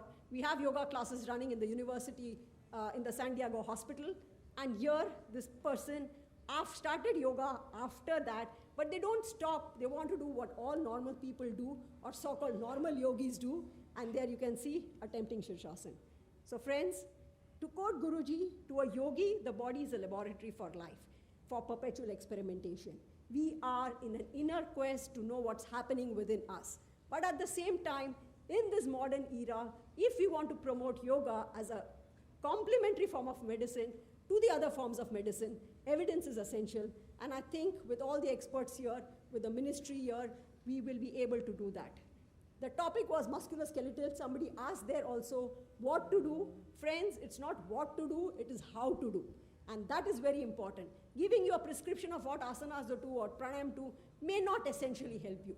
So Dr. Baswareddy has requested at the end of the session to give you a practical demonstration, maybe participatory if you wish, what can be done, especially in common problems associated with women and back and knee and neck pain.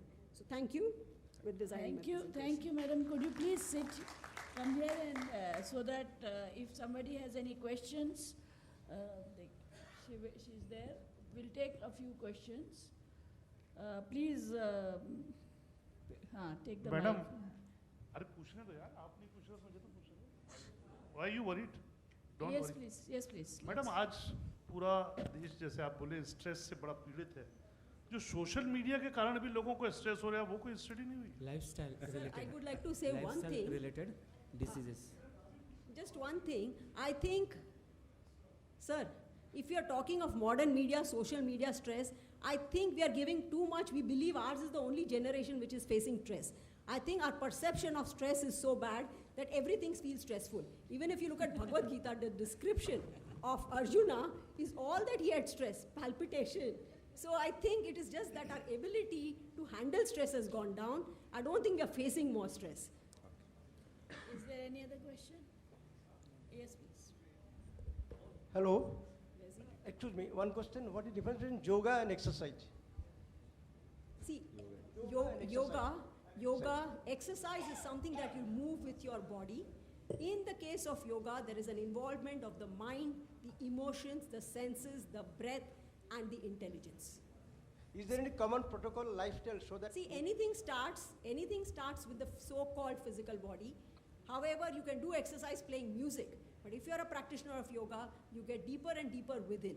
So that's the difference between yoga and exercise. Is there any common protocol so that other disease we should not use any modern medicine?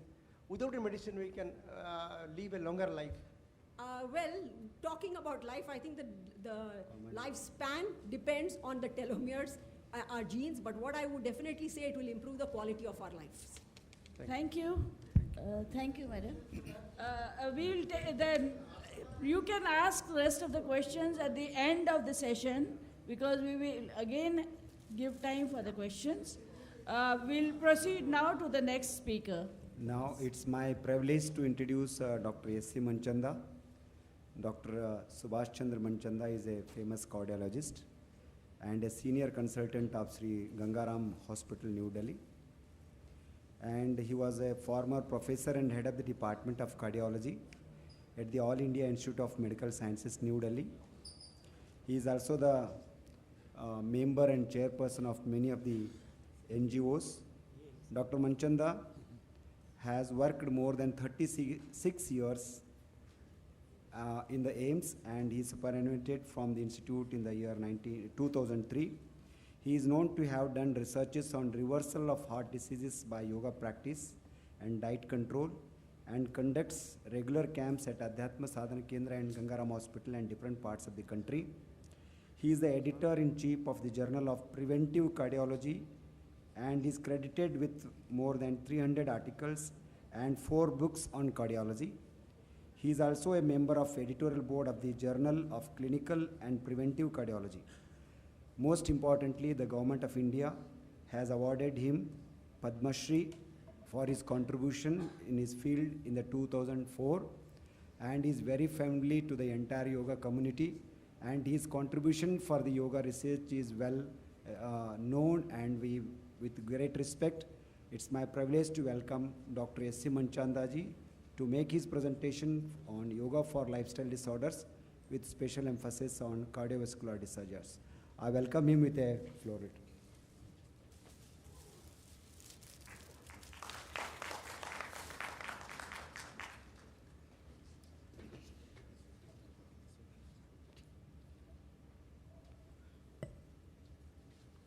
Chairpersons, friends, I'll give a brief overview of the role of yoga in the prevention of lifestyle diseases. You all know that our lifestyle has become very unhealthy of modern man. The diet has become unhealthy. We are eating out, we are eating fast foods. Mental stress has increased, we do not know how to manage this stress, as you just heard. Lack of exercise is there. Tobacco consumption, unfortunately, has increased in our country, especially chewing tobacco, and environmental pollution has increased. As a result of this, there are epidemics of these lifestyle-related diseases. These are also called as non-communicable diseases, which are become the leading cause of morbidity, mortality throughout the world. You know, high blood pressure occurs in every third adult person in this planet. Coronary heart disease, one of the biggest killers. Diabetes, very high in our country. Cerebrovascular disease, obesity, psychoneurotic diseases, respiratory cancer, and so on.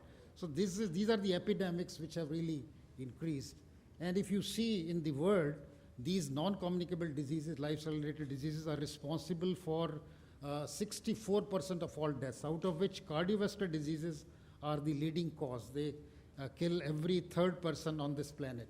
Initially, it was thought that cardiovascular diseases, especially lifestyle-related diseases, are diseases of the rich countries. They occur in the Western countries. But if you see here, they are present all over the world, actually. And actually, if you see this red color, they are much more than in Asia than in the United States and other places. So developing countries are getting it. Even poorer countries like Africa are getting it. Actually, in US and UK, the disease occurs in the poor people. In India also, we have seen heart disease started with the rich people. It's gone to the middle class. Now it is occurring in the poor people because they can't change. Even in India, you can see that 60% of all deaths are because of this non-communicable disease, out of which heart disease is the major cause. For some reasons, Indians are most prone to get heart disease. You see on the left side, Indians have 4 times more heart disease as compared to Americans in the United States. Indian immigrants in UK or USA or Singapore, they have much more heart disease as compared to the other communities. And heart disease is increasing in our country. On the left side, you see that it has increased 5 times in the urban population in the last 30 years. Even in the rural population, it's increasing. And this is an urban phenomenon. People in the cities get it much more. And these are very costly diseases. These are the WHO statistics. In 10 years in India, we had to spend $236 billion in diseases related to lifestyle, like heart disease, diabetes, and stroke, as compared to, you see, Canada and Brazil. Only Russian Federation is much more than us, and the disease is increasing rapidly in India. This is in spite of all the advances made in medicine, in cardiology. We can do transplants, we can do angioplasties, bypasses, etc. We have not been able to control this disease. This is what is projected by WHO. What is going to happen in the next, by 2040? Heart disease will increase in countries like Brazil, China, and India by about 200%. Already a large number of people are dying in India of heart disease. About 2.5 million people die. This is going to increase markedly in spite of all this. So some new method is really needed. What is the cause of heart disease? All of you know that it is related to the diet. An unhealthy diet causes high cholesterol, high blood pressure due to high salt, diabetes, and obesity. These are all causes of heart disease related to diet. Lack of exercise, another one, and mental stress and tobacco consumption. Mental stress is a very, very important factor. Initially, it was thought mental stress can cause only depression, anxiety, but now it has been clearly shown that when under stress, the whole biochemistry of the body changes, bad hormones start appearing, our arteries get diseased, and even diabetes and heart disease are related to mental stress significantly. Yoga can control all these risk factors. I'll show you evidence. A lot of evidence is there. I'll try to be very brief in this. I do not want to go into details because when I started my research, my patients were 70, 80 years. I wanted to do a reversal of heart disease. They said, doctor, we cannot do yoga. It's very difficult, asanas and all. So I want to say that it's not a few asanas, but a complete way of life. It's a practical, universal discipline. And that's why it has become, I think, acceptable to all countries in the world. It aims at harmonious development of the body and mind, leading to happiness, well-being. And it should be called as a yoga lifestyle, which has 4 components. The physical component of yoga is a sattvic diet, a healthy diet, which we say as cardiologists, physical exercise, and no tobacco, no addictions. Mental component is very important, that we have to manage our stress, and this can be achieved by meditation. Huge number of articles are there, and you heard these 2 speakers. Emotional well-being is a very important thing because all these bad emotions like anger, ego, jealousy, hostility, they not only can cause heart disease, they can cause death also. And positive emotions like compassion, love can decrease it. And spiritual part is also very important because spiritual people recover quickly. And there are so many types of yoga disciplines, but I must tell you that each one of them is good. They are based on these 8 steps Patanjali. And when we started it, many patients said they cannot sit on the floor, so we devised what is called chair yoga. 3 components of yoga, all of you are stretching exercises, a few asanas, some pranayam, and some meditation. Meditation possibly is the most important. So yoga is a holistic and intensive lifestyle modification consisting of stress management, healthy diet, regular exercise, avoidance of tobacco. That's why we like to call it lifestyle polypill. But what is the evidence?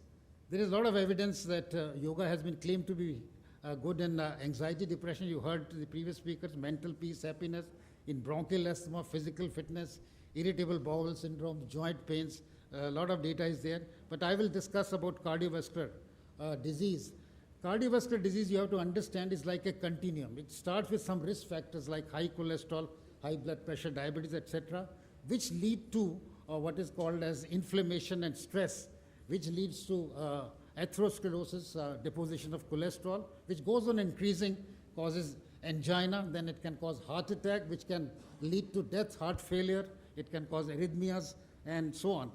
Yoga has been shown to act at every level. You'll be surprised that all the risk factors, oxidative stress, even reversal of blockages of arteries, and arrhythmias, and even heart failure. I'll briefly review this. These are the risk factors which cause heart disease, and yoga has been shown to be beneficial. There are a large number of studies in hypertension. There are more than 2,000 studies in hypertension, and it is so much convincing evidence that recently the biggest association of cardiologists in America has accepted it. I'll just show you that. In diabetes mellitus also we have a huge amount of data, and Dr. Nagendra is doing a huge study on stop diabetes with yoga, and a lot of studies are there. We have also done some study. Obesity, a new disease which is coming in our country, and a very dangerous disease.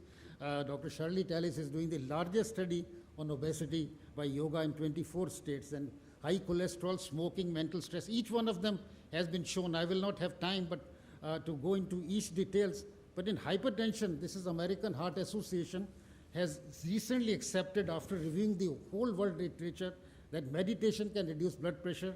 Hence, the American Heart, the biggest heart association of the United States, suggests that meditation could be used as a non-pharmacological technique to control blood pressure. For the first time, the cardiologists are accepting in any part of the world that it is. We have done some studies that it can reverse heart disease. This is a very common condition that we get, which is called metabolic syndrome, pear-shaped obesity. We are obese in the central, it's called central obesity. Very dangerous disease, because this obesity can cause diabetes, it's kind of high blood pressure, heart attacks, and various types of cancer also. And these people are asymptomatic. They have a thickening of the arteries. We showed after 1 year study, this was a randomized control study published, which shows that the thickening of the arteries reduced in the yoga group after 1 year. For the first time, we have shown that the disease which has developed in the early stage can be completely reversed. In addition, these people have a reduction in weight, waist circumference, and their cholesterol and blood pressure is also reduced. So yoga is so powerful that it can reduce all the risk factors which ultimately cause heart disease. Even when the disease is advanced, this is a study, 3 studies are available. When the blockages are more than 70 or 80%, can we use yoga? There are 3 studies, and 2 of them from India itself. One of them was by Dr. Dean Ornish, and then he did it for 50%. We did a study, we published it also, which showed that it can reverse the disease, and recently a Raj Yoga trial by Brahm Kumaris has shown. These 3 studies have shown consistently that the weight reduces by yoga in 1 year, the cholesterol comes down by as much as 20 to 30%, angina, the pain in the chest reduces, there is a regression, although small, but it's significant. The psychosocial status improves, they have a lot of stress, and the compliance is very important. This is the most important part, I think, of yoga. Normally we tell patients that you should avoid smoking, you should do exercise, diet. They listen and they forget about it. But people who are doing yoga, I think the compliance is more than 80% in our practice also. And this is a very important thing, because possibly we are changing the mind of these people. It is a weakness of the mind why people don't do exercise. I ask my patient, why don't you go for a walk? He says, doctor, I get up in the morning, I want to go for a walk, but my mind says, don't go today, you had a late night, it's raining, some excuse or the other. So we found that the mind becomes very strong. Now, is there any evidence that it can decrease the death after heart attack? This is a study done on transcendental meditation from United States. It is a 9 years follow-up after these patients got heart attack, and meditation reduced the chances of death and another heart attack by as much as 48%. So this study clearly shows that all people who have heart attack should really get yoga also in addition to the usual medicine. Cardiac rehabilitation is a very important aspect which is neglected, because it can reduce mortality after a heart attack or after a bypass surgery, but it's not done in our country. And there is, yoga has the potential. We are doing a very large study, Indo-UK study, 16 hospitals in India, and I think we are waiting for the results, because if yoga could be a cheap method for rehabilitation, this could be a great use. You just now heard about arrhythmias, irregular heart rate, atrial fibrillation. This is my friend from United States has done this study, the atrial fibrillation. Similarly, missing of beats, we have done studies. Ectopic beats are also markedly reduced. Even in heart failure, there are a few studies to show that heart ejection fraction improves, the oxygen consumption improves, and quality of life also improves. And there is enhancement of the mood and decrease in the inflammatory markers. The mechanism has also been studied. There are two mechanisms by which yoga affects this cardiovascular system. One is by decreasing the stress and decreasing sympathetic system, and other is increasing the vagal stimulation so that the parasympathetic activity dominates. And through the very intricate mechanisms, changing the whole milieu of the body, they improve the diabetes, they improve hypertension, atherosclerosis, arrhythmias, and heart failure. So yoga has several benefits. It improves concentration. That's why it's very important for the school children, as you just heard from Shirley. It improves work efficiency in the young executives who are especially doing night duties, improves quality of life, improves immunity, controls stress, and prevents several lifestyle diseases like heart disease, diabetes, and so on. It has potential to reverse the heart disease, but the aim of yoga is not to prevent disease, but to keep you a healthy and a happy person. These are the diseases which have been shown by scientific studies that it can control, and I have treated large number of high blood pressure patients without any drugs. These are mild hypertension. Similarly, coronary heart disease can be reversed, diabetes mellitus can be controlled, bronchial asthma, metabolic syndrome, irritable bowel, psychoneurotic you heard about, and atrial fibrillation, and it is anti-aging. You heard the studies done on the telomere. So to conclude, as I said, our lifestyle has become unhealthy. These lifestyle-related diseases are reached epidemic proportions, especially they are increasing markedly in the developing countries like India, and not only killing a large number of people, but also draining us of huge economic burden. And therefore, yoga could be used as a very cheap alternative method, and there is evidence that yoga has preventive, promotive, and therapeutic role in heart health. It's a holistic lifestyle. All risk factors of heart disease like high blood pressure, diabetes, stress can be controlled by yoga. Yoga can even reverse heart disease in the early stage, complete reversal. In the later stages, slight decrease is there. You can prevent even bypass surgery. We have done thousands of patients prevented this because adding yoga with the usual therapy, control arrhythmias and heart failure. Of course, there are limitations all these studies. These are small studies, and sometimes they are not good methodologies, and therefore large multi-center trials are required. And I am glad to inform you that India has taken the lead in doing this multi-center trial. Dr. Nagendra, who is here, is doing the largest study on diabetes in controlling role of yoga in controlling diabetes, which is a big problem for our country. Dr. Shirley Tallis is doing a huge study on obesity, which is increasing in our country, and we are a part of a study which is doing in cardiac rehabilitation. So I think once these studies are over, they'll be acceptable to almost everybody.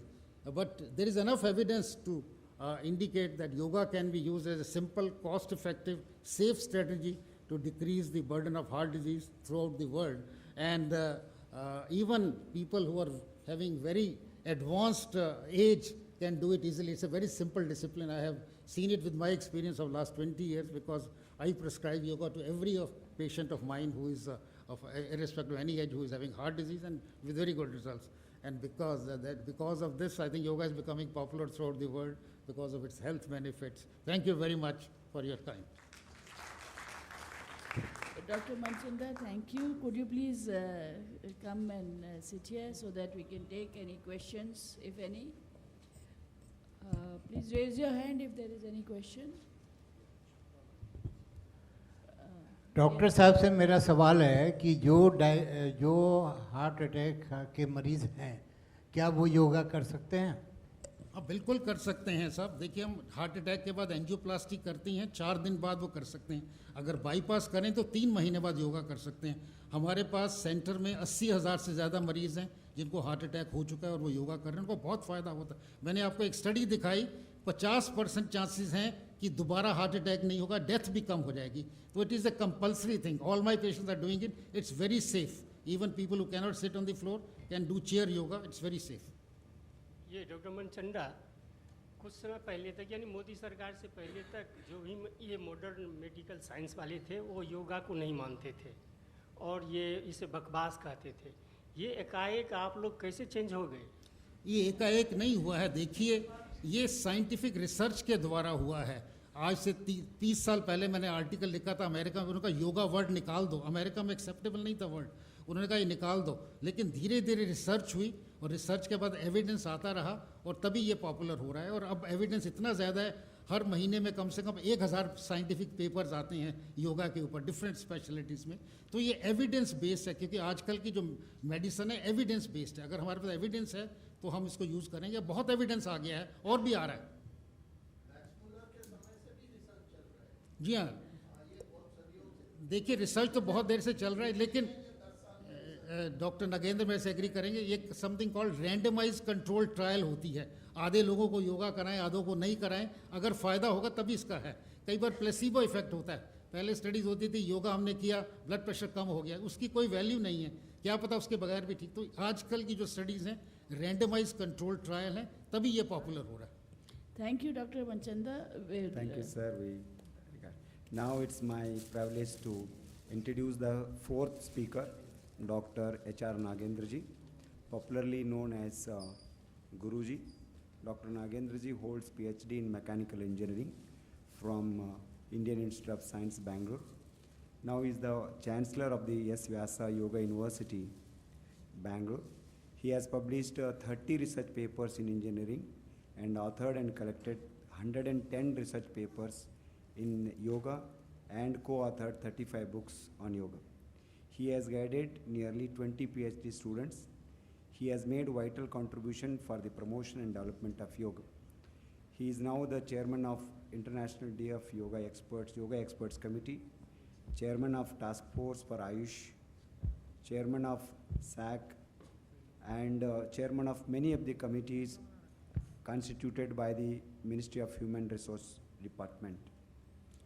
Ministry of Human Resource Development. Dr. Nagendra is the recipient of many awards and honors, both national and international level. Recently, Government of India has awarded him Padma Shri for his contribution for the field of yoga.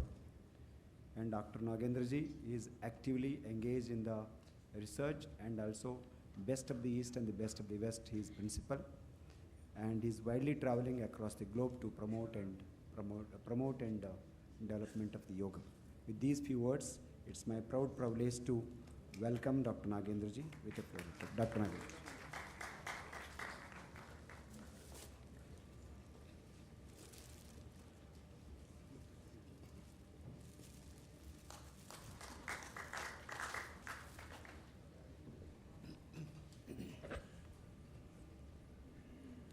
Thank you very much, Mr. Reddy ji, for your nice words.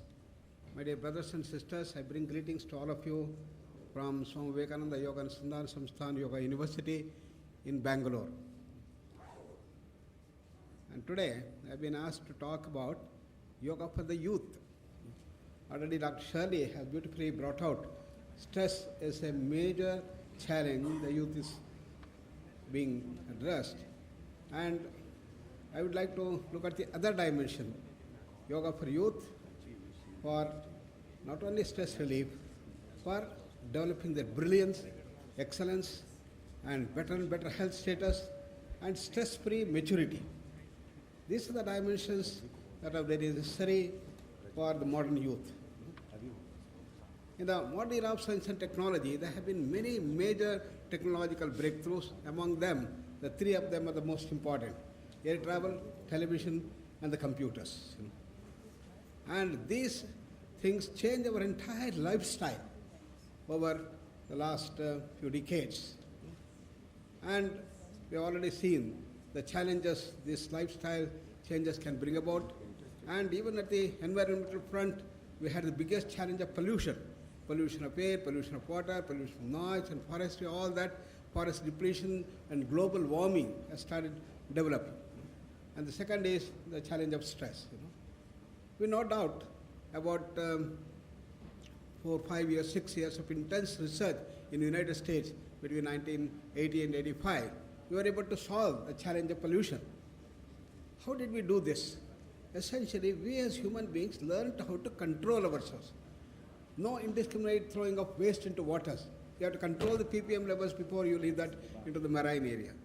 Similarly, you start using unleaded gasoline so that the smoke outside is controlled. And no cutting down of trees indiscriminately. If you are going to cut down one tree, plant 3 trees are all put forth. And the sound control. Well, essentially, we as human beings learned how to control ourselves. But the second challenge, the challenge of stress has gone unabated. Increasing stress and unrest, student unrest, drug culture, alcoholism, gun, terrorism, family divorces, single-parent problems, all are on the ascent. And the health hazards already Dr. Manchanda has brought beautifully as to how the modern NCDs have started tearing us apart in this society. Psychiatric problems are on the ascent. And I was in Melbourne, in our center, and it was in about 15 years back that the biggest problem, that is depression in Australia among the teenagers, youth, was to be addressed. So the Prime Minister set up a big project called Project Beyond Blue, and he called the best of the psychiatrists of Australia from the Sydney University and said, we'll provide you initially $100 million. And huge building was put. You said you do anything that is needed, but we had to bring down this depression from 32% among the teenagers down to a 0, if not to 4 or 5% in 10 years. That was the target given. And it was a huge program, it was a big function, and thousands of people came together. There was so much of enthusiasm and others. But after 14 years, when I recently met him in Melbourne, the director, I said, how is the situation? Have you been able to bring down? They said, no sir, it has only increased from 30% maybe to 34, 35%. Why is it? Why is it? Similarly, last year I was in Boston and the mayor participated in the International Day of Yoga. He said, this youth has started becoming so terrorist-minded and the drug culture has increased so much. And his office is in between, the MIT here and the Harvard here in the street. Every day in the evenings there are quarrels and fights that go on between the youth. All youngsters full of rage, anger. They come and fight each other and blame and scream. And it is such a horrible situation. And he said every week there are 1 or 2 murders that take place. So how can we solve this problem? He said it is only through yoga that it can happen. So these are the challenges that we are facing the world over, the youth.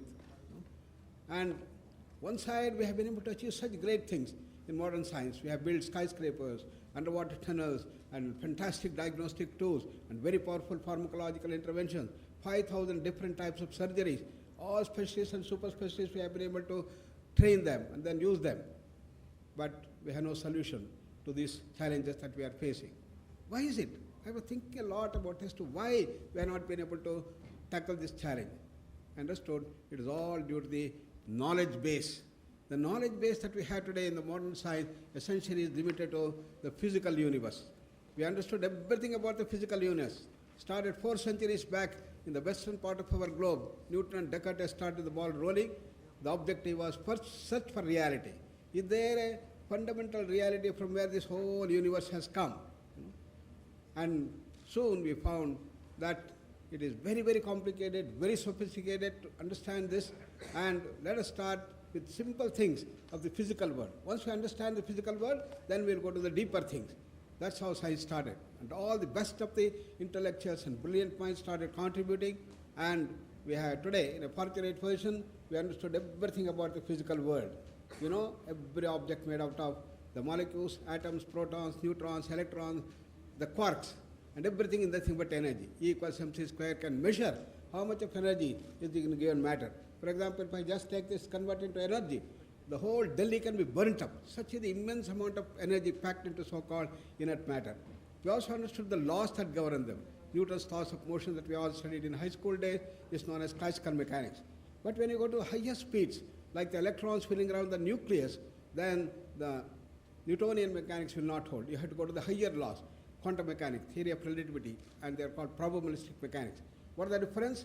When you leave an electron may come down, it can go up, can go to the front, to the back, to the right, or the left. In fact, electron blows like a globe.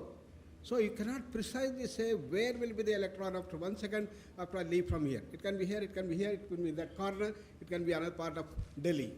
So the entire determinacy collapsed when you come to the subtle dimensions of our universe. But however, we can find out what is the probability of finding the electron here, 1%. Probability of finding electron in that corner, maybe 0.1%. That probability function can be done by the Schrodinger equation.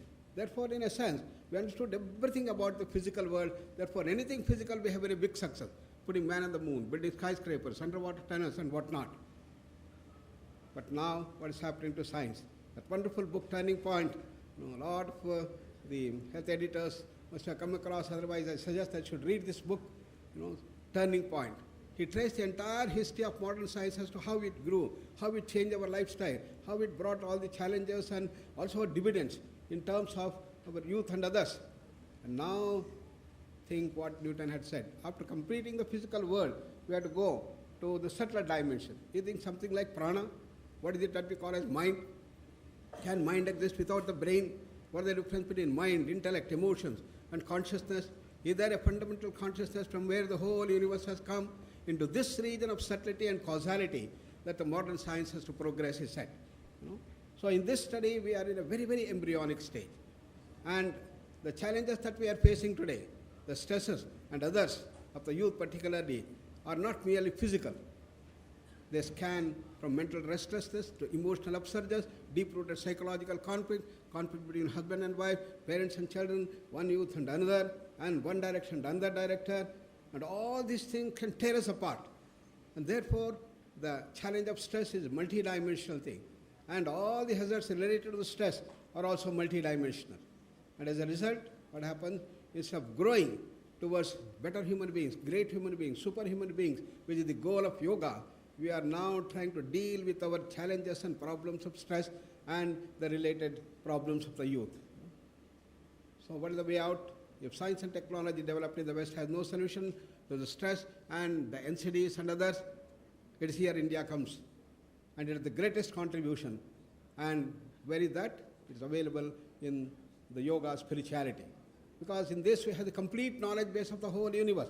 Thousands of years back, our ancient seers were able to fathom the entire universe and get the whole dimension. What is that knowledge base available in the Vedas, in the treasure house of knowledge? Veda means Vidignane, coming from the word Vidignane, Vedas means knowledge. It's an encyclopedia of all the knowledge. And it says that according to the Upanishads, there is an unchanging dimension of our existence, and emerging out of this is the ever-changing dimension, creation. This is called Jagat. The world we see is Jagat, Jagatyan Jagat. As it says, that means it goes on changing, changing, changing, changing. Therefore, the great philosopher Nagarjuna developed the Kshanikavada. But somebody asked him, if everything is changing, is there something that does not change? He kept quiet. He did not answer. But later on, the Mahayana group who came, they said, it is all Shunya, Shunyavadis. But later on when Shankara came, how can this fantastic world, infinite world, can come from a zero? Impossible. That also should be infinite.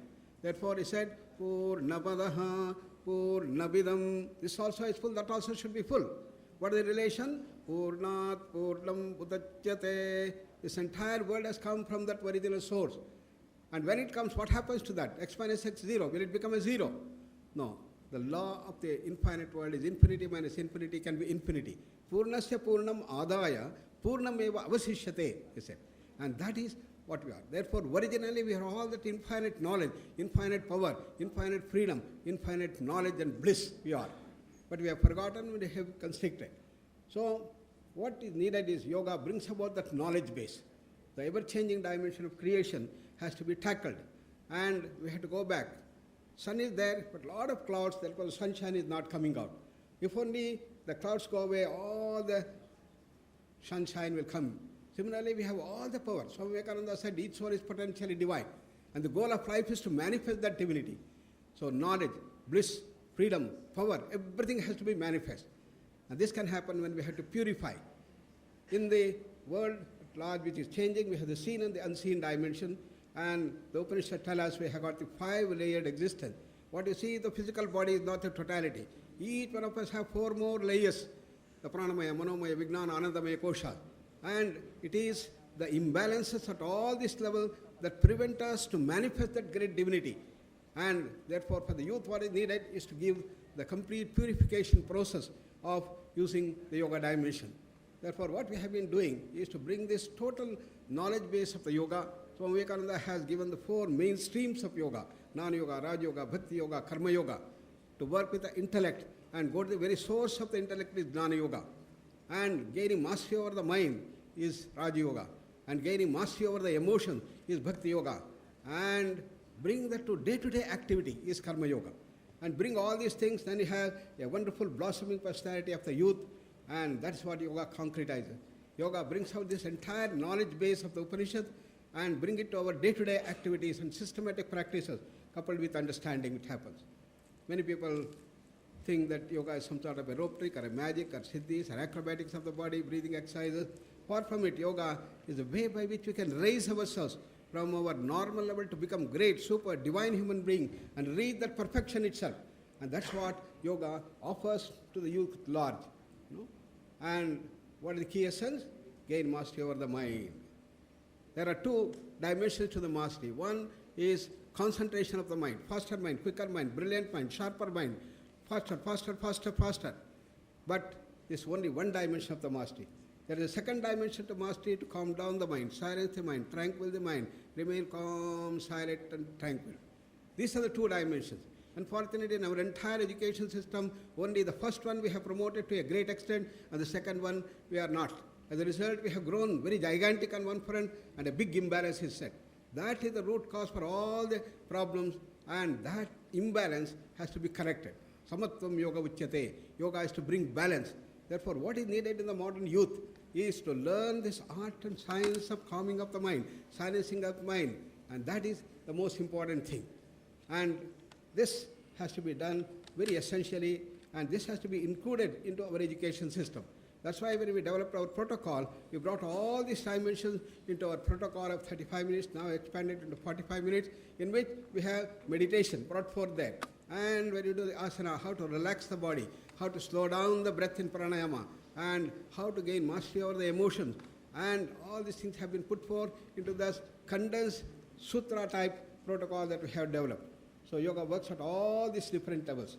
And Mandukya Upanishad gives the secret as to how to gain this mastery and reduce the stress to a great level, and how to manifest that divinity to the greatest extent.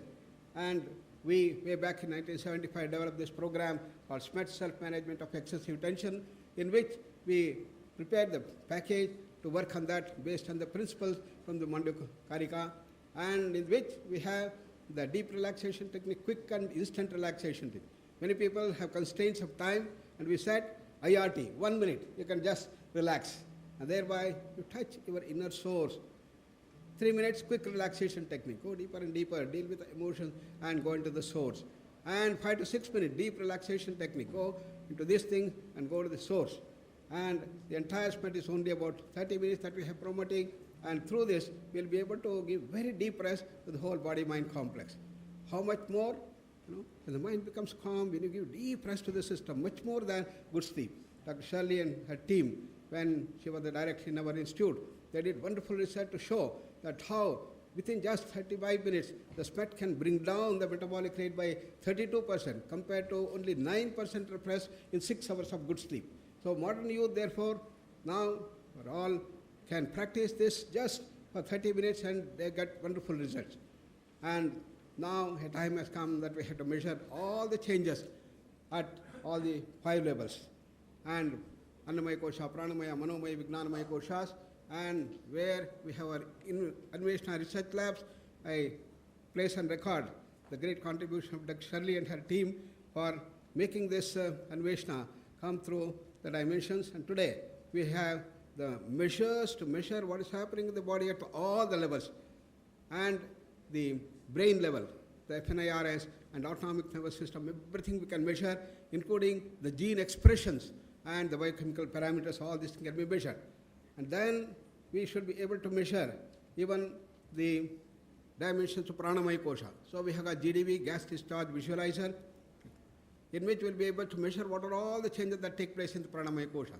Then manomaya kosha, in which we can measure what is happening to the mind, what is happening to our emotions, can also be measured by the psychological things. And this is how we will be able to see that we will be measure all the dimensions. This is a very unique lab that we have developed called Anveshna in our Prashanti Kuteram campus. And using this, we see how the entire system works and how to cleanse the system at all levels. And that is the major work that we have been able to do and bring about the changes that bring about, and this is our molecular biology lab where we can measure the gene sequencing and also gene expression, and these are the autonomic parameter labs, and this is the FNIRS. We can measure what is happening to the brain, and it is much better for research in yoga, because in fMRI you have to lie down and then there will be a lot of booming sound that makes the practices of the meditation and others very difficult, but they can sit here and even stand and do all the things, and that's the nice thing that has come up.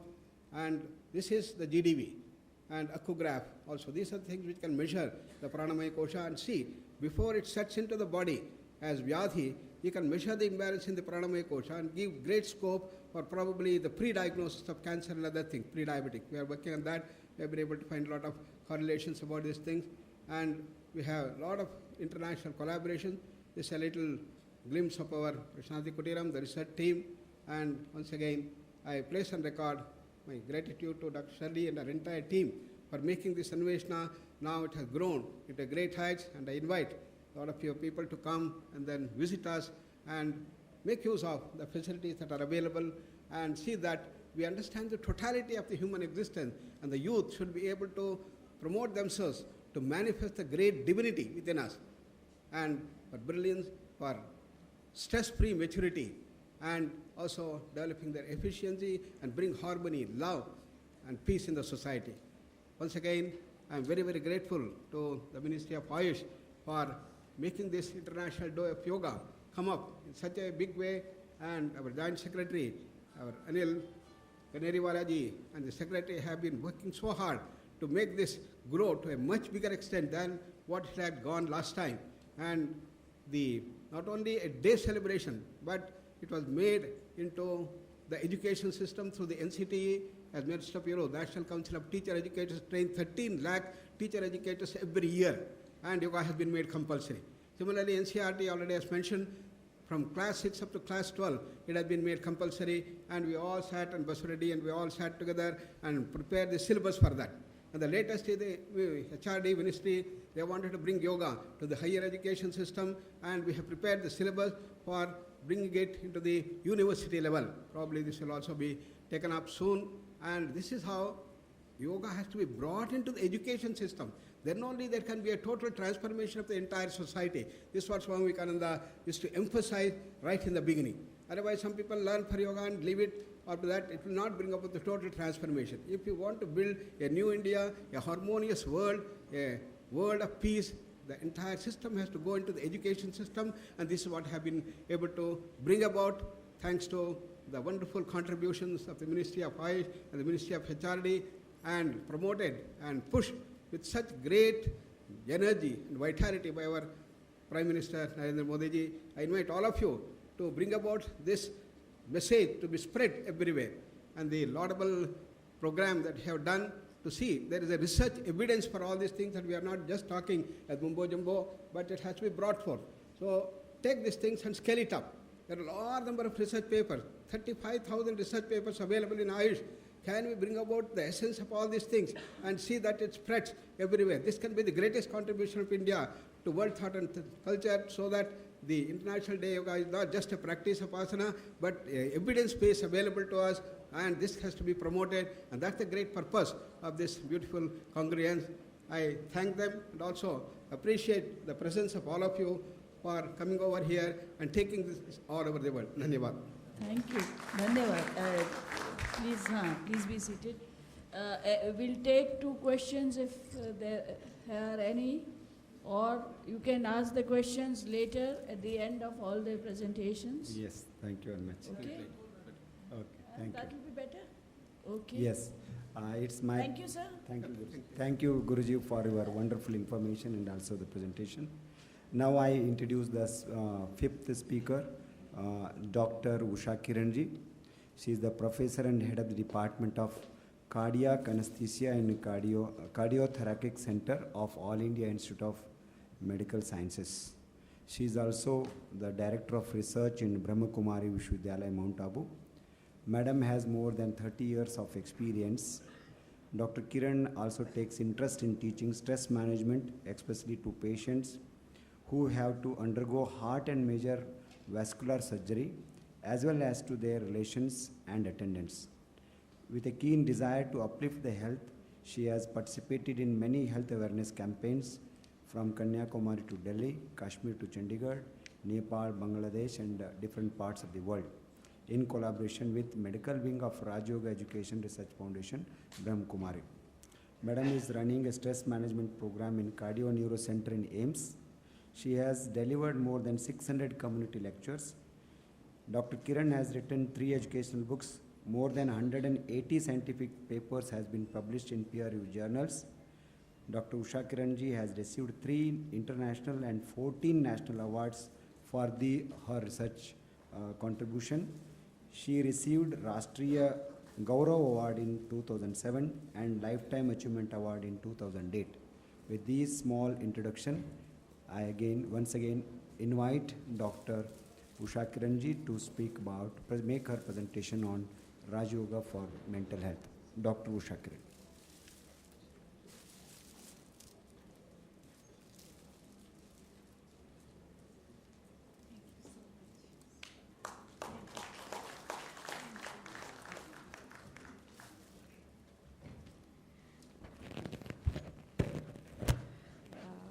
We always greet from the word Om Shanti.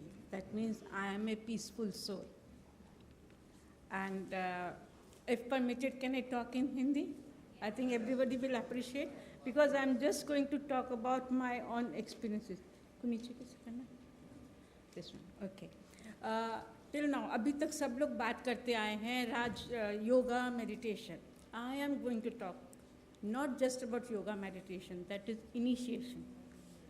Basically change तब आएगा जब योगिक lifestyle हो जाएगा, and that is very important thing, and this is what I learn from Brahma Kumaris. Because अभी बात कर रहे थे doctor Nagarjuna youth, and I got this spiritual knowledge in youth when I was youth, and मेरे अंदर बहुत चेंजेस आया था, इतना चेंजेस आया विच आई कुड नॉट एक्सपेक्ट कि मैं भी ऐसा कर सकती हूँ, beyond my expectation. That's why I wanted always to be encouraged कि वो जरूर योगा मेडिटेशन करें और अपने लाइफ को कुछ भी कर सकते हैं.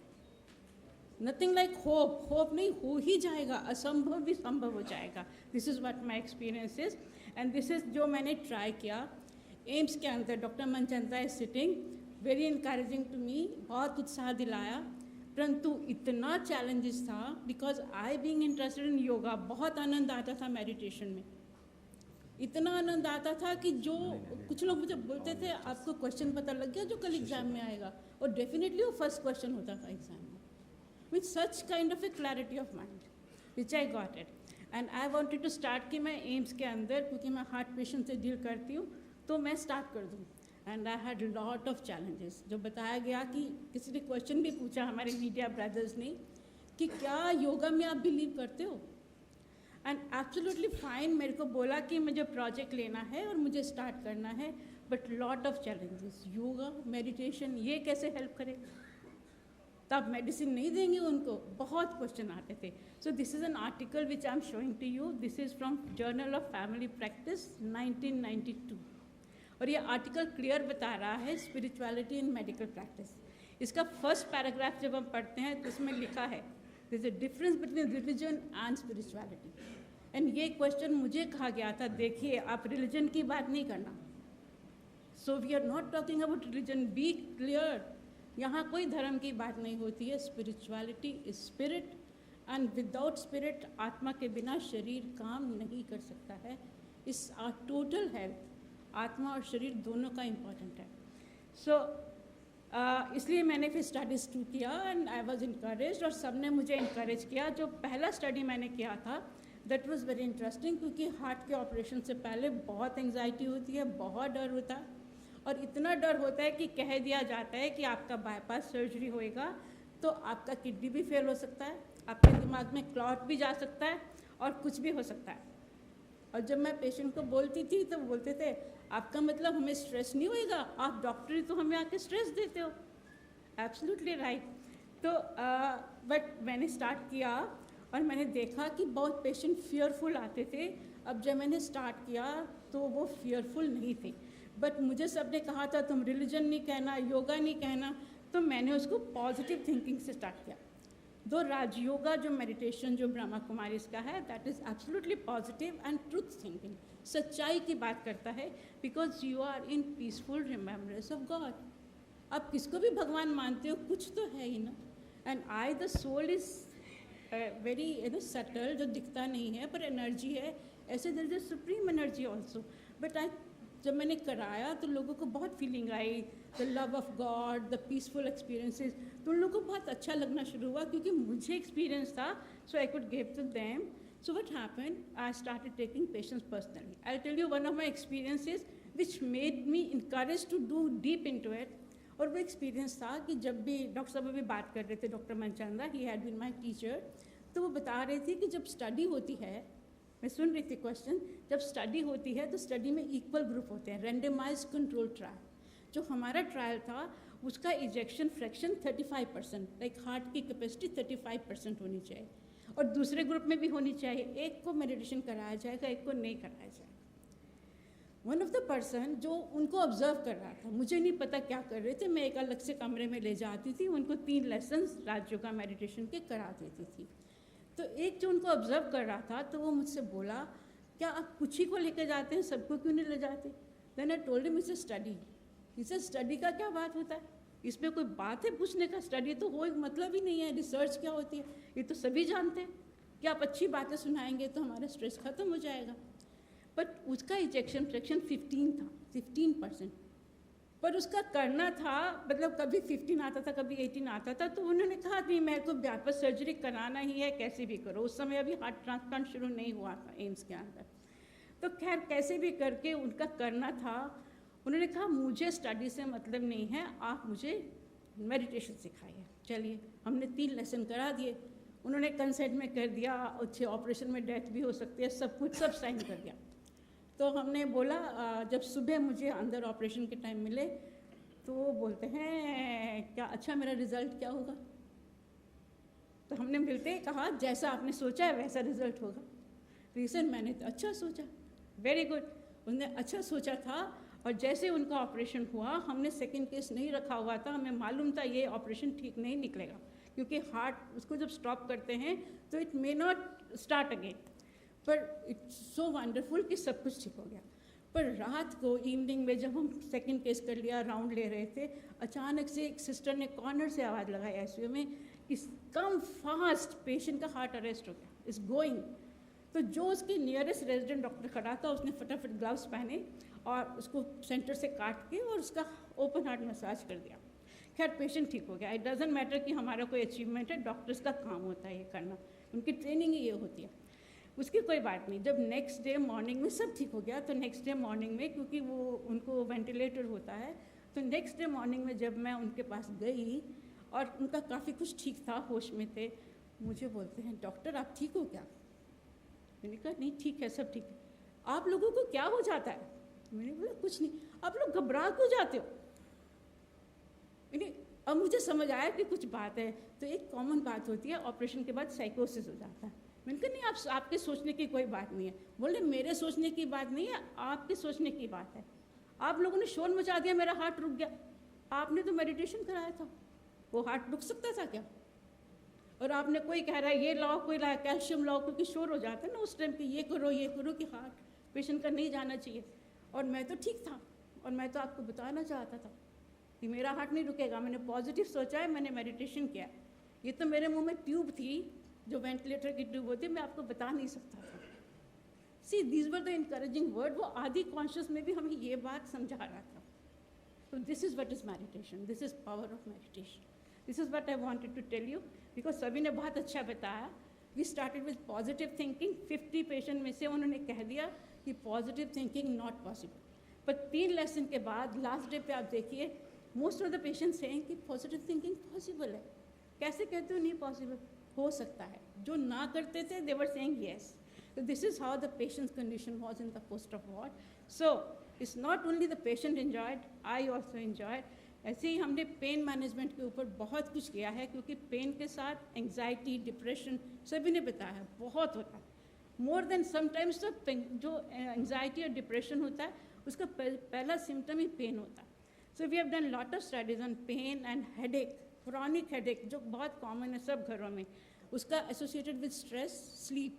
जहाँ स्लीप नहीं आएगा तो हेडेक हो जाएगा. सो इन सब के अंदर I was fortunate to have lot of encouragement by my seniors as well as Brahma Kumaris and grant from Department of Science and Technology. So Raj Yoga के ऊपर हमने बहुत studies किया. ये meditation room बनाया hospital में. वहाँ patient and relation दोनों को सिखाया गया. Because मैं ठीक नहीं हूँ इसका मतलब ये कि मेरे relation का negative point भी मेरे ऊपर आ रहा है. Sometimes it's the family problem, sometimes it's a relation problem. Basically हम हमेशा चाहते हैं दुआ भी होनी चाहिए. This is what is yoga. जो हम दुआ का एक्सेप्ट करते थे ना कॉन्सेप्ट.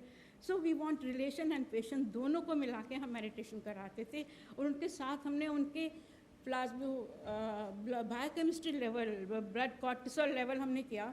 हमारे हेडेक के पेशेंट्स के अंदर आप देख सकते हैं कि सिर्फ meditation along with small dose of medicine 95% को रिलीफ हुआ, जबकि जस्ट मेडिसिन थे 25% को. और एक बहुत अच्छा हमारी हेडेक की सीरीज़ में हमें पता लगा out of a big group कि ज़्यादातर जिनको सिर दर्द होती है उसके साथ एक तो डिप्रेशन है उनको और दूसरा वो बहुत गुस्से वाले, जल्दी जल्दी इरिटेट होने वाले लोग होते हैं. और ये बहुत ज़रूरी है, कोई मेडिसिन इरिटेशन ख़त्म नहीं कर सकती है. So we need to have some kind of a method जिससे हम अपना मेंटल सेटअप को ठीक कर सकें और इरिटेशन वाले बिहेवियर को सेट कर सकें. तो हमारे रिजल्ट्स बहुत अच्छे थे. और एक बड़ा इंटरेस्टिंग जो हमें फाइंडिंग लगी जिसके लिए मुझे बहुत लिटरेचर पढ़ना पड़ा और बहुत डॉक्टर से मिलना पड़ा, जिनकी सिर दर्द 5 साल से ज़्यादा साल से थी, 5 ईयर से 5 ईयर से ज़्यादा थी, उनके ब्लड कॉर्टिसोल लेवल बहुत लो आ रहे थे. जबकि अगर स्ट्रेस की वजह से हेडेक है तो ब्लड कॉर्टिसोल बढ़ना चाहिए. तो उन्होंने हमें बहुत लोगों से जब मैंने मिली और बहुत वो किया तो मुझे 2-3 आर्टिकल मिले कि ब्लड कॉर्टिसोल लो तब हो जाता है जब हमारा सेल्फ एस्टीम भी लो हो जाता है. तो हमने दोबारा पेशेंट्स को बुलाया और देखा उनका सच में सेल्फ एस्टीम लो था, जबकि वो हमारा पार्ट ऑफ स्टडी नहीं था. मैडम शर्ले ने भी सेल्फ एस्टीम की बात की है बच्चों में. तो ये बहुत ऐसा नहीं है कि बीमारी इसलिए आती है, बीमारी के अंदर बहुत कॉम्प्लेक्स कॉजेज़ होते हैं जो हमें समझ नहीं आते हैं. सो हम लोग एपिलेप्सी के पेशेंट, किसी को मिर्गी का रोग है, वो गिर जाता है कहीं पे, कितना सेल्फ कॉन्फिडेंस लॉस हो जाता है, वर्क प्लेस में उसको चक्कर आ गया, गिर गया. तो ऐसों को भी, पार्किंसन डिजीज उनके रिलेशन को भी हम लोग जब सिखाते हैं Raj yoga very effective. So this is are my group which I am doing a study. आजकल मेरा चल रहा है बच्चों के ऊपर. बच्चे हार्ट डिजीज़ से पैदा हो रहे हैं. आप उनके पेरेंट्स की कंडीशन देखिए कैसी होएगी. सारी ज़िंदगी वो बच्चा, ये थोड़ा कि हार्ट का ऑपरेशन हो गया तो वो ठीक हो गया, बहुत सारी बातें चलती रहती हैं द होल लाइफ. एंड सी, ये बच्चे आते हैं मेडिटेशन रूम में पेरेंट्स के साथ और बच्चों की देखिए शक्ल, हार्ट के सामने कट है and they are enjoying, they make us feel कि वो बिल्कुल ठीक है और हम खुश रहें. So at the end 1-2 slides के साथ ही ख़त्म करती हूँ because I appreciate your patience which I learn with meditation. आप बिना मेडिटेशन के भी लर्न करते हैं, शायद आप मेडिटेटर्स हैं. बिकॉज मेरी लिसनिंग कैपेसिटी इंक्रीज़ हो गई थी और मैं आपकी लिसनिंग कैपेसिटी देख रही हूँ, तो I really believe that you are a good meditator. So this is what the doctors को बेनिफिट होते हैं. हम तो पेशेंट की बेनिफिट की बात करते हैं. I think the clarity of mind, decision making, art of leadership, team work, proper time management, cool temperament, despite being busy you remain easy and positive attitude रहता है. And doctors are safe from the medical legal issues if we have positive and proper kind of a understanding of the patient. और उनके प्रति हम बहुत positive attitude रखते हैं. ये तो डॉक्टर साहब ने बता ही दिया है माउंट आबू का जो ट्रायल है. और these are so many references which are on just on meditation. So one thing which I would like to say regarding mental health, I believe the very important marker of mental health is हमारी आदतें. किसी को tobacco की आदत, किसी को alcohol की आदत, घर घर में ये बहुत प्रॉब्लम्स हो गए drugs.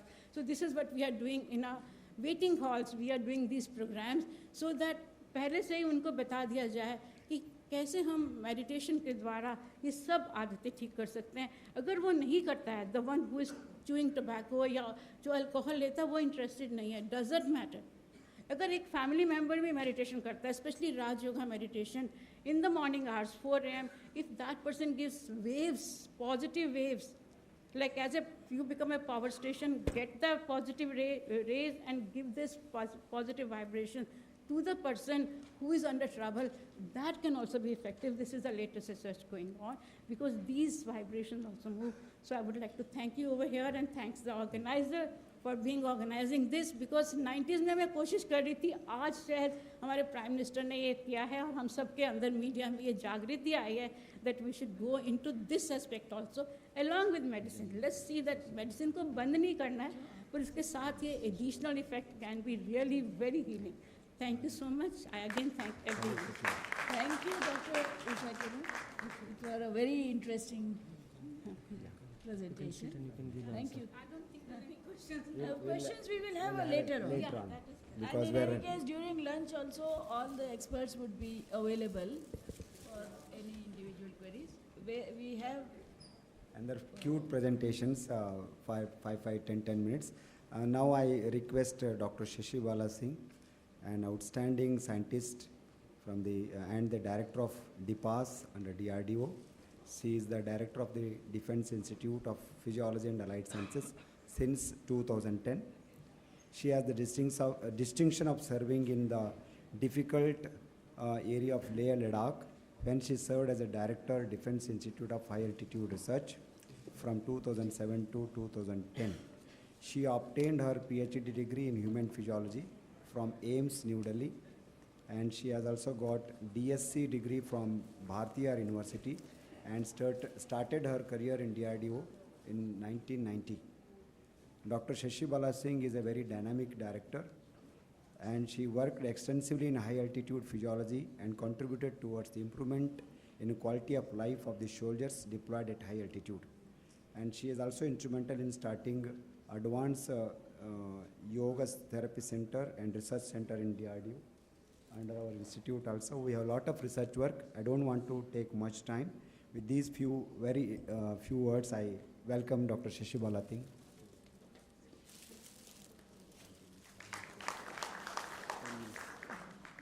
Good afternoon. I've been asked to speak just for 10 minutes. I will try to do that. थोड़ा सा बोल देते। ये कहाँ है इसका? मेरा दो ही साल डायरेक्ट काफी दो ही साल इसका तो यही निकल। Okay. Today I am going to talk about science of yoga in extremes of environmental situations. My target will be about the military and paramilitary forces which are posted in such extremes of environmental conditions. If you look at the map of India, we know we face almost all kind of environmental stresses. If you look at the high altitude or the northern part, we have high altitude where hypoxia and cold coexist. The desert where temperature can be very high, about 53 or 54 degrees, with dry or less humidity. Peninsular region, hot and humid climate. Our soldiers are not only posted here, but they also work in LIC environment, low intensity conflict, where the enemy is in the group and there is a constant stress all over. And also we have people underwater and also aerospace and also in northeast jungle. So why yoga for armed forces? Here, as I said, we are talking of the extremes environmental conditions, and armed forces or the paramilitary forces, when we talk of them, we want they should be physically fit, not only physically fit, their body-mind coordination should be good, they should be vigilant, their concentration should be good, and decision-making ability. This is one of the very important contributions which yoga can make for the humankind. So we in DPAS have developed various yoga packages for these stressful environmental conditions like Air Force, high altitude, hot desert, low intensity conflict, Navy and cold desert. And these yoga packages has been customized looking at the operation environment. They have been scientifically validated. Here, when we talk of yoga, we are focusing on two things, preventive and promotive. You know, every year, government of India spends about 7.5 lakhs crore rupees are spent in treating diseases. So if prevention can be done, it will be cost effective. And promotion. Promotion ka concept hai, body is very elastic and plastic. You know, we can always increase our physical fitness level, and this is what we do with the armed forces and paramilitary forces. So we have developed various customized packages depending on wherever they are posted. For high altitude, because it's a hypoxia, less oxygen availability with low atmospheric pressure. So the yoga asanas which are being recommended are done at a lower frequency, and also breath holding asanas are also not there, or they are minimal in the yoga module. Similarly, for packages for Navy, you know, they are in the submarine, they are where the light and day cycle is disturbed, circadian rhythmicity is disturbed. Also being in a confined environment, muscular power and flexibility are also reduced. So there are asanas and breathing exercise which are included in this package takes care of it. Similarly, for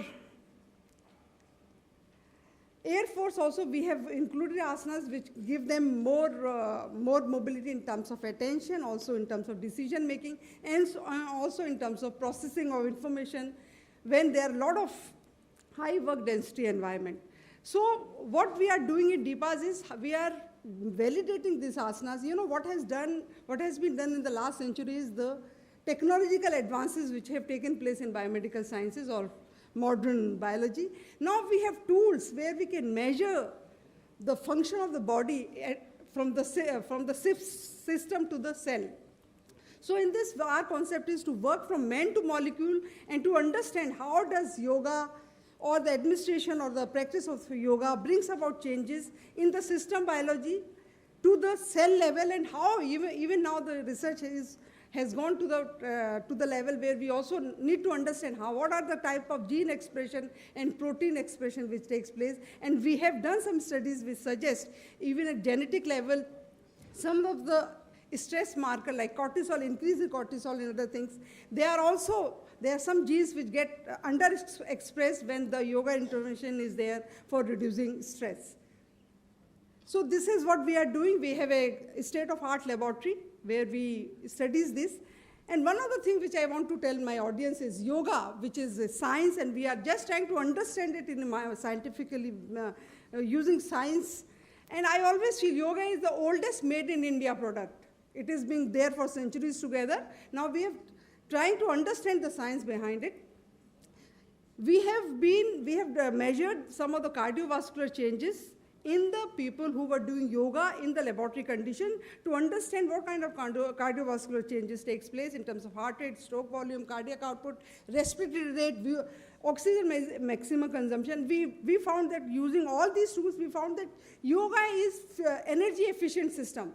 In the sense, we need less energy, we need less oxygen intake to produce same kind of effect as one will go for some kind of jogging. So most of the yoga asanas are at a sub-maximal level of exercise, except Surya Namaskar, which is at about sub-maximal exercise. Otherwise, all the asanas are below sub-maximal exercise. They use much less energy, and we accrue the same benefit as one would like to go for jogging. At the same time, not only this, by mind-body coordination, that is much more important, because if you look at the health or the WHO definition of health, you know, it is not just the person who is healthy has to be physically, mentally, socially, and spiritually fit. And this is what only yoga can do. And this is what we have been doing, and we have also demonstrated through various biological markers that this is what yoga can do. So we are trying to understand the yoga package which has been designed for some of these stressful environmental conditions in terms of what it does at the physical level, physiological level, mental level, and also at the biochemical level. I am going to talk about some of the research which has been done in DPAS. I have broadly what has been done, and I am going to collate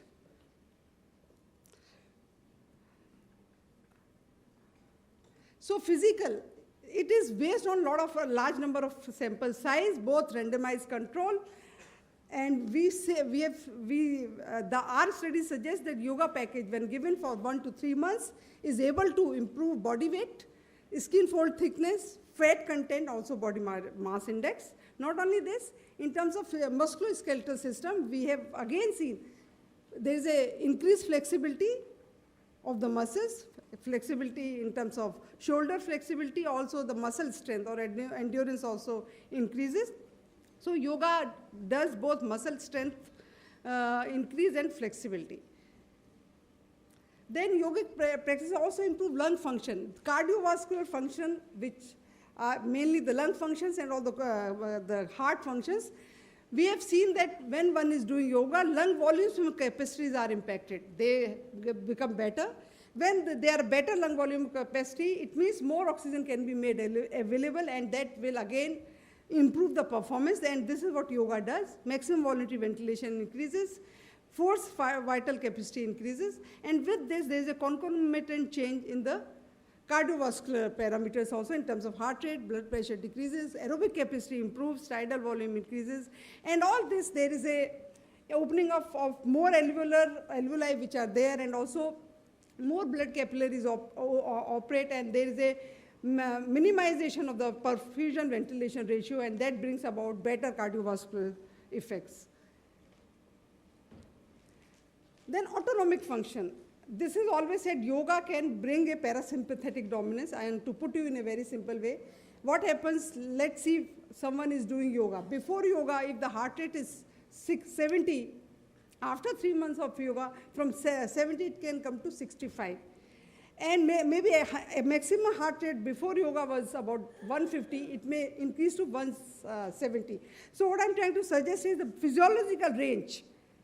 The physiological range increases after yoga exercise. When we are able to increase the physiological range, it directly affects the performance, physical fitness, and also the endurance, and this is what yoga does. We have not only measured, we have also done the age-dependent studies in different age groups, and we found that yoga brings about parasympathetic dominance and improves the performance. Not only this, yoga practice also increases cold tolerance. In some of the, in the high altitude customized package, we have some of the asanas which are thermogenic in nature. There is more heat which is produced, and also they causes increase in cold tolerance. Then mental component, when we look at the body, I look at it, we have a brain which is a chemical computer, and we have the system which are the hardware of the computer. So it's the chemical computer which is the master of ceremony, and all the biochemical changes which are occurring in the brain because of the yoga intervention finally bring about some changes which are beneficial to the body and which can be measured behaviorally. In terms of yoga intervention in these people at high altitude, bring about decrease in anxiety, decreased depression, increases concentration, increases vigilance. Similarly, we have also recorded EEG. There is a alpha index increases. When there is an increase in alpha index, it means more relaxation in the brain. Brain-derived neurotrophic factor. This is a factor which is raised. It means nerve cells are being nurtured and they become more healthy, and there is less neurodegeneration. Reaction time decreases. Memory and learning, very important, especially at high altitude or stressful environmental conditions. There is a deterioration in the physical performance, and even learning memory are impaired. So yoga is one of the excellent tools which has been used to maintain these mental performance, and there are a lot of studies which have been done in our lab which suggest that yoga administration is helpful in maintaining brain functions. Then we also measured some of the neurotransmitters and hormones. We found that there was after the yoga intervention, there is a decrease in cortisol. There is also a decrease in epinephrine, norepinephrine, some of the good neurotransmitters, good hormones, they show an increase like GABA, serotonin, and dopamine, and they all are responsible for reducing anxiety, reducing depression, good sleep cycle, and also they help facilitate learning and memory. So all these effects in turn bring about better mental performance and are helpful for the people to sustain their performance in these stressful environmental conditions.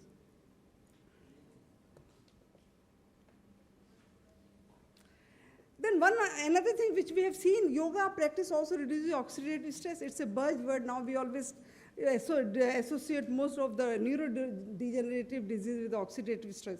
Yoga brings about decrease in oxidative stress, increase in antioxidant levels, both substrate and enzymes. Then we also did one study on BSF, yoga training in hot desert. And there also we found there was an increase in aerobic power, by increasing accumulation of ATP, creatine, phosphate, increase anaerobic capacity, back leg strength, maximum voluntary ventilation, breath holding time. Again, very, very important if one has to improve performance. There was decrease in blood pressure. That too, it comes to the lower level of the physiological limit. Then we also took this yoga package to Kyrgyzstan. We have one collaboration with the Kyrgyzstan where we're trying to understand how does Kyrgyz and Indian soldiers acclimatize to high altitude.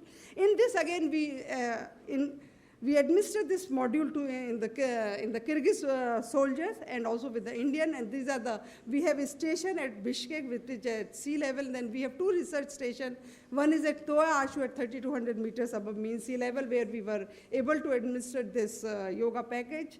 And the Prime Minister of India also visited this center and also had a talk with the high altitude center through video link. In these subjects also we had both Indian and Kyrgyz population. We found that administration of yoga does improve their performance, also facilitate their acclimatization by increasing saturation, or also by increasing maximum aerobic capacity, and even the anxiety level score was reduced. Lately, we are also working for yoga at Antarctica with the blessings and support of S. Vyasa, and Guruji is here. He is one of the leader who is leading this team. And here Antarctica is another environment, polar environment where is a cold. Temperature can go to -70, -80. Not only this, there's a lot of UV radiation, isolation, confinement, light-dark cycles are disrupted. And both individual problems are also there. There's a pain in joints, muscular pain, enhanced growth of hairs and nail, and bleeding time, memory loss is there, dry eyes, skin, and all these things. And with the help of so what we have done in this, we are trying to develop, S. Vyasa has developed a module which is there for maintaining temperature by some of the asanas which can increase thermogenesis, how to mitigate seasickness, and also how to protect circadian rhythmicity. And this is they have developed 3 packages which has been there. Our researchers from S. Vyasa and DPAS are there in Antarctica, and the researcher from DPAS will be there for 1 year, and they are administering these yoga packages, and the results are very encouraging. And we have found that some of the physiological parameters shows improvement in the people who are doing yoga, because we have control and experimental group. Those people who are doing yoga, they are much better off in terms of their physiological profiling, biochemical profiling, and also some of the experiences which we have using pen and pencil tests. We have also come to know that there is a reduced seasickness symptoms when they had a voyage from the Goa to the from the Cape Town to the Antarctic station, better thermoregulatory functions for the people who are indulging in yoga, reduce anxiety and stress, better mood. Otherwise, what happens as the time passes, the interpersonal relationships get bad, maladaptation they are there, and tolerance level also goes down. And all this creates a lot of problem, and managing those people again becomes very problematic. A better interpersonal relationship in the people who are practicing yoga, and also the sleep architecture using Actical we have measured. It also shows improvement in the people who are indulging in yogic exercise. So this is my end of my slide, and thank you. Thank you, Madam Dr. Shashi Bala ji. Thank you for the thing. We now come to the closing session, the last one. Where many of our media friends were asking if Morarji Desai National Institute of Yoga is a part of this or not. Director, Morarji Desai National Institute of Yoga, Dr. Basava Reddy, who has been here since morning, he will give the concluding, just a few words from him, please. We welcome Namaskar. you. The Yes, welcome should have been done in the beginning, but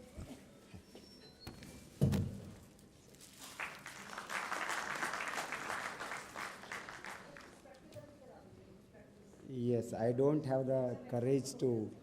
I will take only 5 minutes because I don't have the courage to extend my lecture. It's already beyond time. But here I would like to mention. So these are the four importance of yoga in healthcare. One is in primary prevention, another is the secondary prevention and the management of several disorders. Already many speakers have spoke about the rehabilitation, importance of rehabilitation yoga, and also spiritual evolution and health promotion. These are the things. We have a lot of references. Now in the entire my 5 minutes presentation, I'll give the technology, how yoga works. So we have a lot of literature and the practices mentioned from the ancient time to today. Thousands and thousands of books have been written. And we have different traditions, Vedanta, Sankhya Yoga, Tantric tradition, different traditions we had. Out of this, we have different schools of yoga, traditional schools, not like Iyengar Yoga or Patanjali Yoga or whatever we have nowadays. But we have a very traditional schools based on philosophy and also technologies. Out of this, how we develop the protocols. So we have some preliminary, that means quality control, yama niyamas are prerequisites, and we have shatkarmas, mitahara, etc. They are the quality control. On that quality control, we practice asana, pranayama and dhyana, mainly in our protocol. And even our IDY protocol, we use the asana, pranayama and dhyana as the main components. How it works? Before we start yoga, always we emphasize on the cleansing or the shodhana kriyas. The combination of asana, pranayama, dhyana helps us to balance endocrine and nervous control. That increases mind-body control. That makes a calm and quiet mind. The whole entire yoga practices are mind-centric in nature. So, first of all, the disturbance in the psychic body transferred to the energy body, and it is converted into the disease what we are addressing, but the root cause is the mind, and yoga addresses the mind component. The yogic interventions usually made like this. If they are made, then only we'll get the better results. Purification starts with the purification, diet modification, postural modification through asana, breathe modification, relaxation, then only concentration. Prolonged concentration leads to meditation. Yoga really is meditation. When we start meditating, then only the required behavioral changes what we are talking about, it will come only when we meditate properly. So for that meditation, we need lot of preparation, what I have emphasized, 7 stages that I have to follow. We have 6 cleansing processes, and we have a proper, lot of misconception is about yogic diet, but it's very simple and very, we have to emphasize on only thing, quality, quantity, and how to take the wheat and what is our state of mind while eating. These are the 3 important components. And whatever I am presenting, this is a technology, and a lot of research activities has been conducted. So we have a micro circulation and macro circulation practice, especially developed in our institute. 57 micro circulation practices and 6 macro circulation practices are there. That also we have included in the yoga protocol. Then Surya Namaskara, there is 2 things. One is Upasana. Surya Namaskara is a Upasana, and Surya Namaskara is a Sadhana. Sadhana means we have included asana, pranayama and dhyana. Then it's a wonderful practice for the maintenance of our physical and mental well-being. Then we have a asana. There are several asanas, but we need only 10 to 12 asanas to practice. The 6 type of movements has to be performed: forward, backward, lateral, twisting and topsy-turvy, and also balancing postures that has taken care. But many times we don't follow the principles here. That's a vinyasa, Shwasakramai Nichasana, And Drishti, Sthiti and Vishwanti, these are the steps. And these are the principles. And these asanas are developed on our physiology. There are Shat chakras. There are different energy centers in the body. They have been managed by we are equating them into the endocrinology nowadays, and also the autonomous nervous system we are equating. And like this, we have to balance the entire body in the sitting posture and in the standing postures. Like this, all the asanas we developed on the energy, channelization of the energy, so that we can practice pranayama effectively. These asanas will lead to the pranayama. In the pranayama, we emphasize on the proper breathing practices. It may be the abdominal breathing, thoracic breathing, and then the clavicular breathing. And we convert into the deep breathing practices. Prolonged deep breathing practices lead to pranayama. That's breathing practice only, not pranayama. We start with alternative prana. Then with that pranayama, we harmonize the 5 pancha pranas in the body. That pancha pranas leads to the management. It transferred to the different channelization. The 84,000 we can experience while practicing the deeper aspects of pranayama.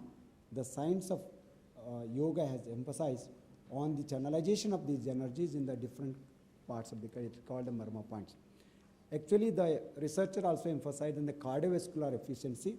The breath control leads to lungs, lungs to heart, heart to vagus, vagus to prana, then prana to control of mind. This is the technology what our ancients do. The pranayama will be effective when we perform these bandhas, 3 bandhas, and it will be channelized when we use the mudras. So then mudras to the, then we go to the meditation.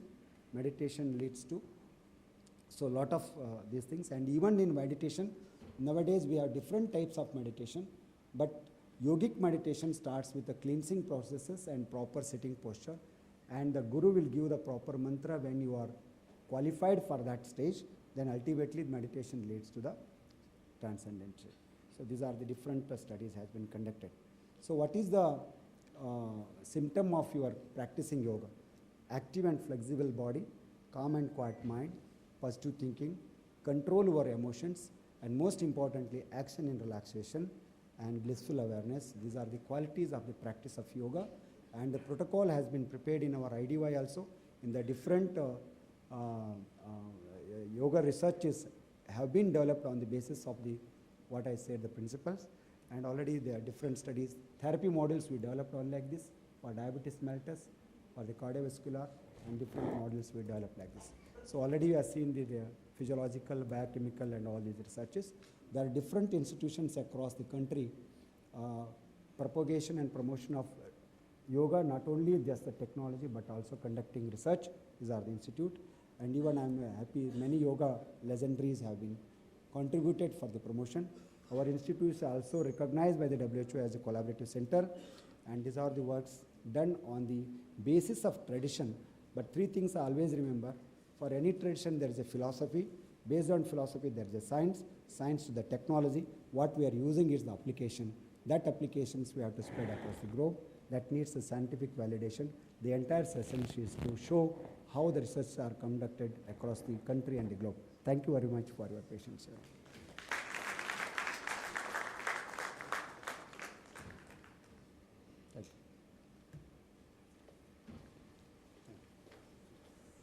Thank you, Dr. Baswareddy.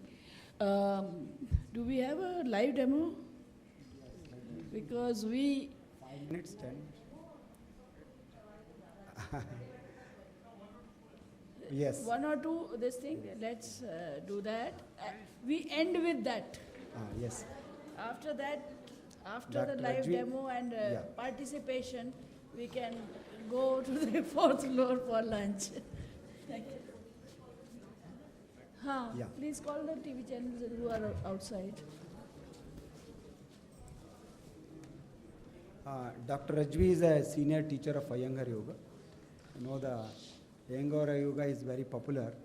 They spread the yoga abroad from last 60, 70 years.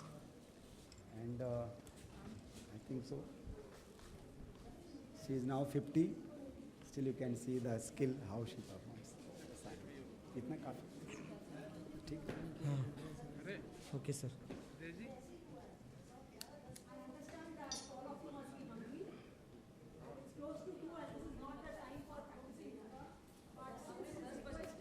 I just demonstrate a few asanas. First and foremost,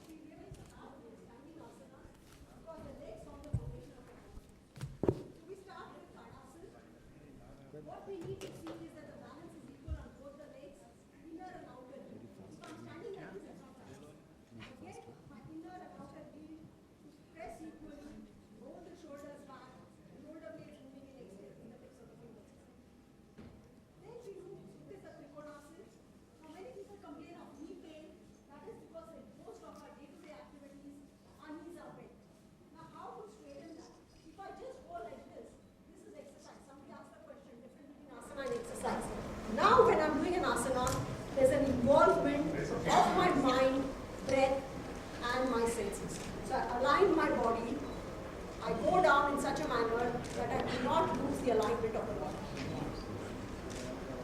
So you can see the difference when I casually took my palm down and when I align my body together. This becomes Trikonasana. There are many standing asanas. Each asana works on the different body part, mind part and sense part. This becomes Ardha Chandasana. You could ideally do it on both sides. Time constraints, so I will not show it on both sides. Then we have Adho Mukha Svanasana. Now in this case, we have to ensure that the anterior and posterior body is aligned. So I can't take the head in like this. I have to elongate my side trunk, exhale and take the head. The straightness in the arms and legs is mandatory. Uttanasana. In Uttanasana, many people fear bending forward. The back will get affected. But if I bend like this, yes, I'm constricting the Samanic region, the abdominal region. But if I elongate the tongue, exhale and go down. This becomes Uttanasana. Then we have sitting asanas. Baddha Konasana, which is a great boon to women. Many women, youngsters, complain of dysmenorrhea, pain during menstruation. Now this area gets constricted. So we sit in such a manner that it creates space in the uterine region. Upavishta Konasana. Now here too, I can't just sit. Abdominal organs need space. Bone and muscles need to be compacted. So if the abdomen collapses, this entire system doesn't work. So I will straighten in such a manner that I feel the space. In this, we can extend forward. Adho Mukha Upavishta Konasana. You can go Parshva, and you go to the sides. Then we have the forward extensions. For example, we have Janu Shirshasana. Again, how you place. If my leg is crooked, so like in standing asanas, life has to flow through the entire leg. Yoga is Chitta Vritti Nirodha. People say it is the removal of the fluctuations of the consciousness. We say let the consciousness move freely, be fluid, so there are no fluctuations. If I'm doing Janu Shirshasana, I exhale, extend, so there is no constriction anymore. Similarly, we have Ardha Padma Padma Paschimottanasana. Exhale, go. Then you have the classical Padmasana, which all of you know about, but also one asana which can cause maximum injuries if one is not tuned in. This becomes Padmasana. Then we have the inverted asanas, Shirshasana, which is also called the king of asanas.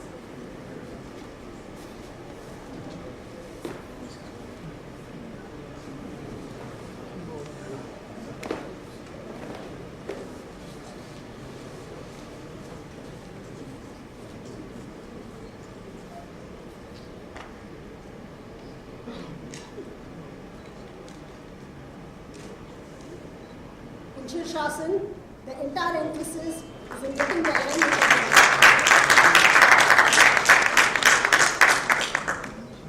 Here too, we do the variations. Upavishta Konasana and Shirshasana. Baddha Konasana and Shirshasana. Virasana and Shirshasana. Shirshasana. We can stay as long as 10 to 15 minutes, provided there is stability. However, I will not stay for 10 minutes. Although I will enjoy it, your stomachs will be hungry. Then we have Shirshasana is done initially. It's called the king of asanas. You have Sarvangasana, which is considered as the queen of asanas. Generally, we don't do Sarvangasana on the floor to protect the neck. Ideally, you would use height. However, in this case, we will manage with this.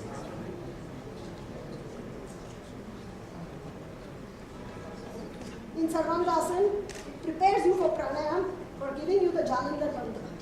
There, the chin moves towards the collarbones. So I go to Halasana first. The straightness in the legs as in standing poses.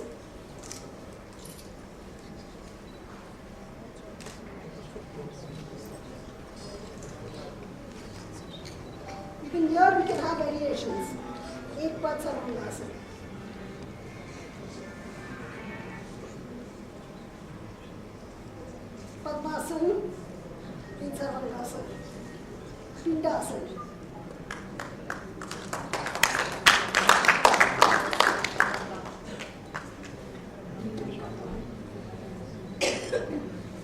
There are over 100 asanas we do regularly.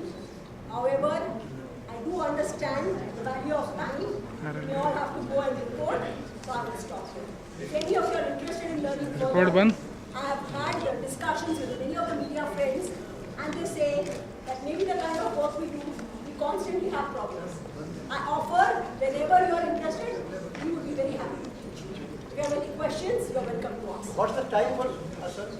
You get time for beginner. Ideal time would be early morning or late evening, empty stomach, or 4 to 5 hours after a meal. Somebody told that 4 o'clock the Brahma Muhurta, all the we get energy. Ideally, yes. At 4 o'clock, what you should do? Whether one to do meditation or asana. अरे बंद कर दिया मैंने बंद क्यों कर दिया बंद कर दिया All the speakers for spending their valuable time. I also thank my Honorable Secretary Shri instead of his duty salary, he is sitting all along, and his presence made this entire session very wonderful. And I thank you all the media friends and also delegates who has participated in this session and also posed the questions and interacted with the experts. I hope so. The entire exercise will help us to promote and develop yoga. Thank you very much, one and all. Thank you. Please come for lunch in the 4th floor, and the experts would also be there if you have some questions. Since we didn't have time for questions here, you are most welcome. Thank you.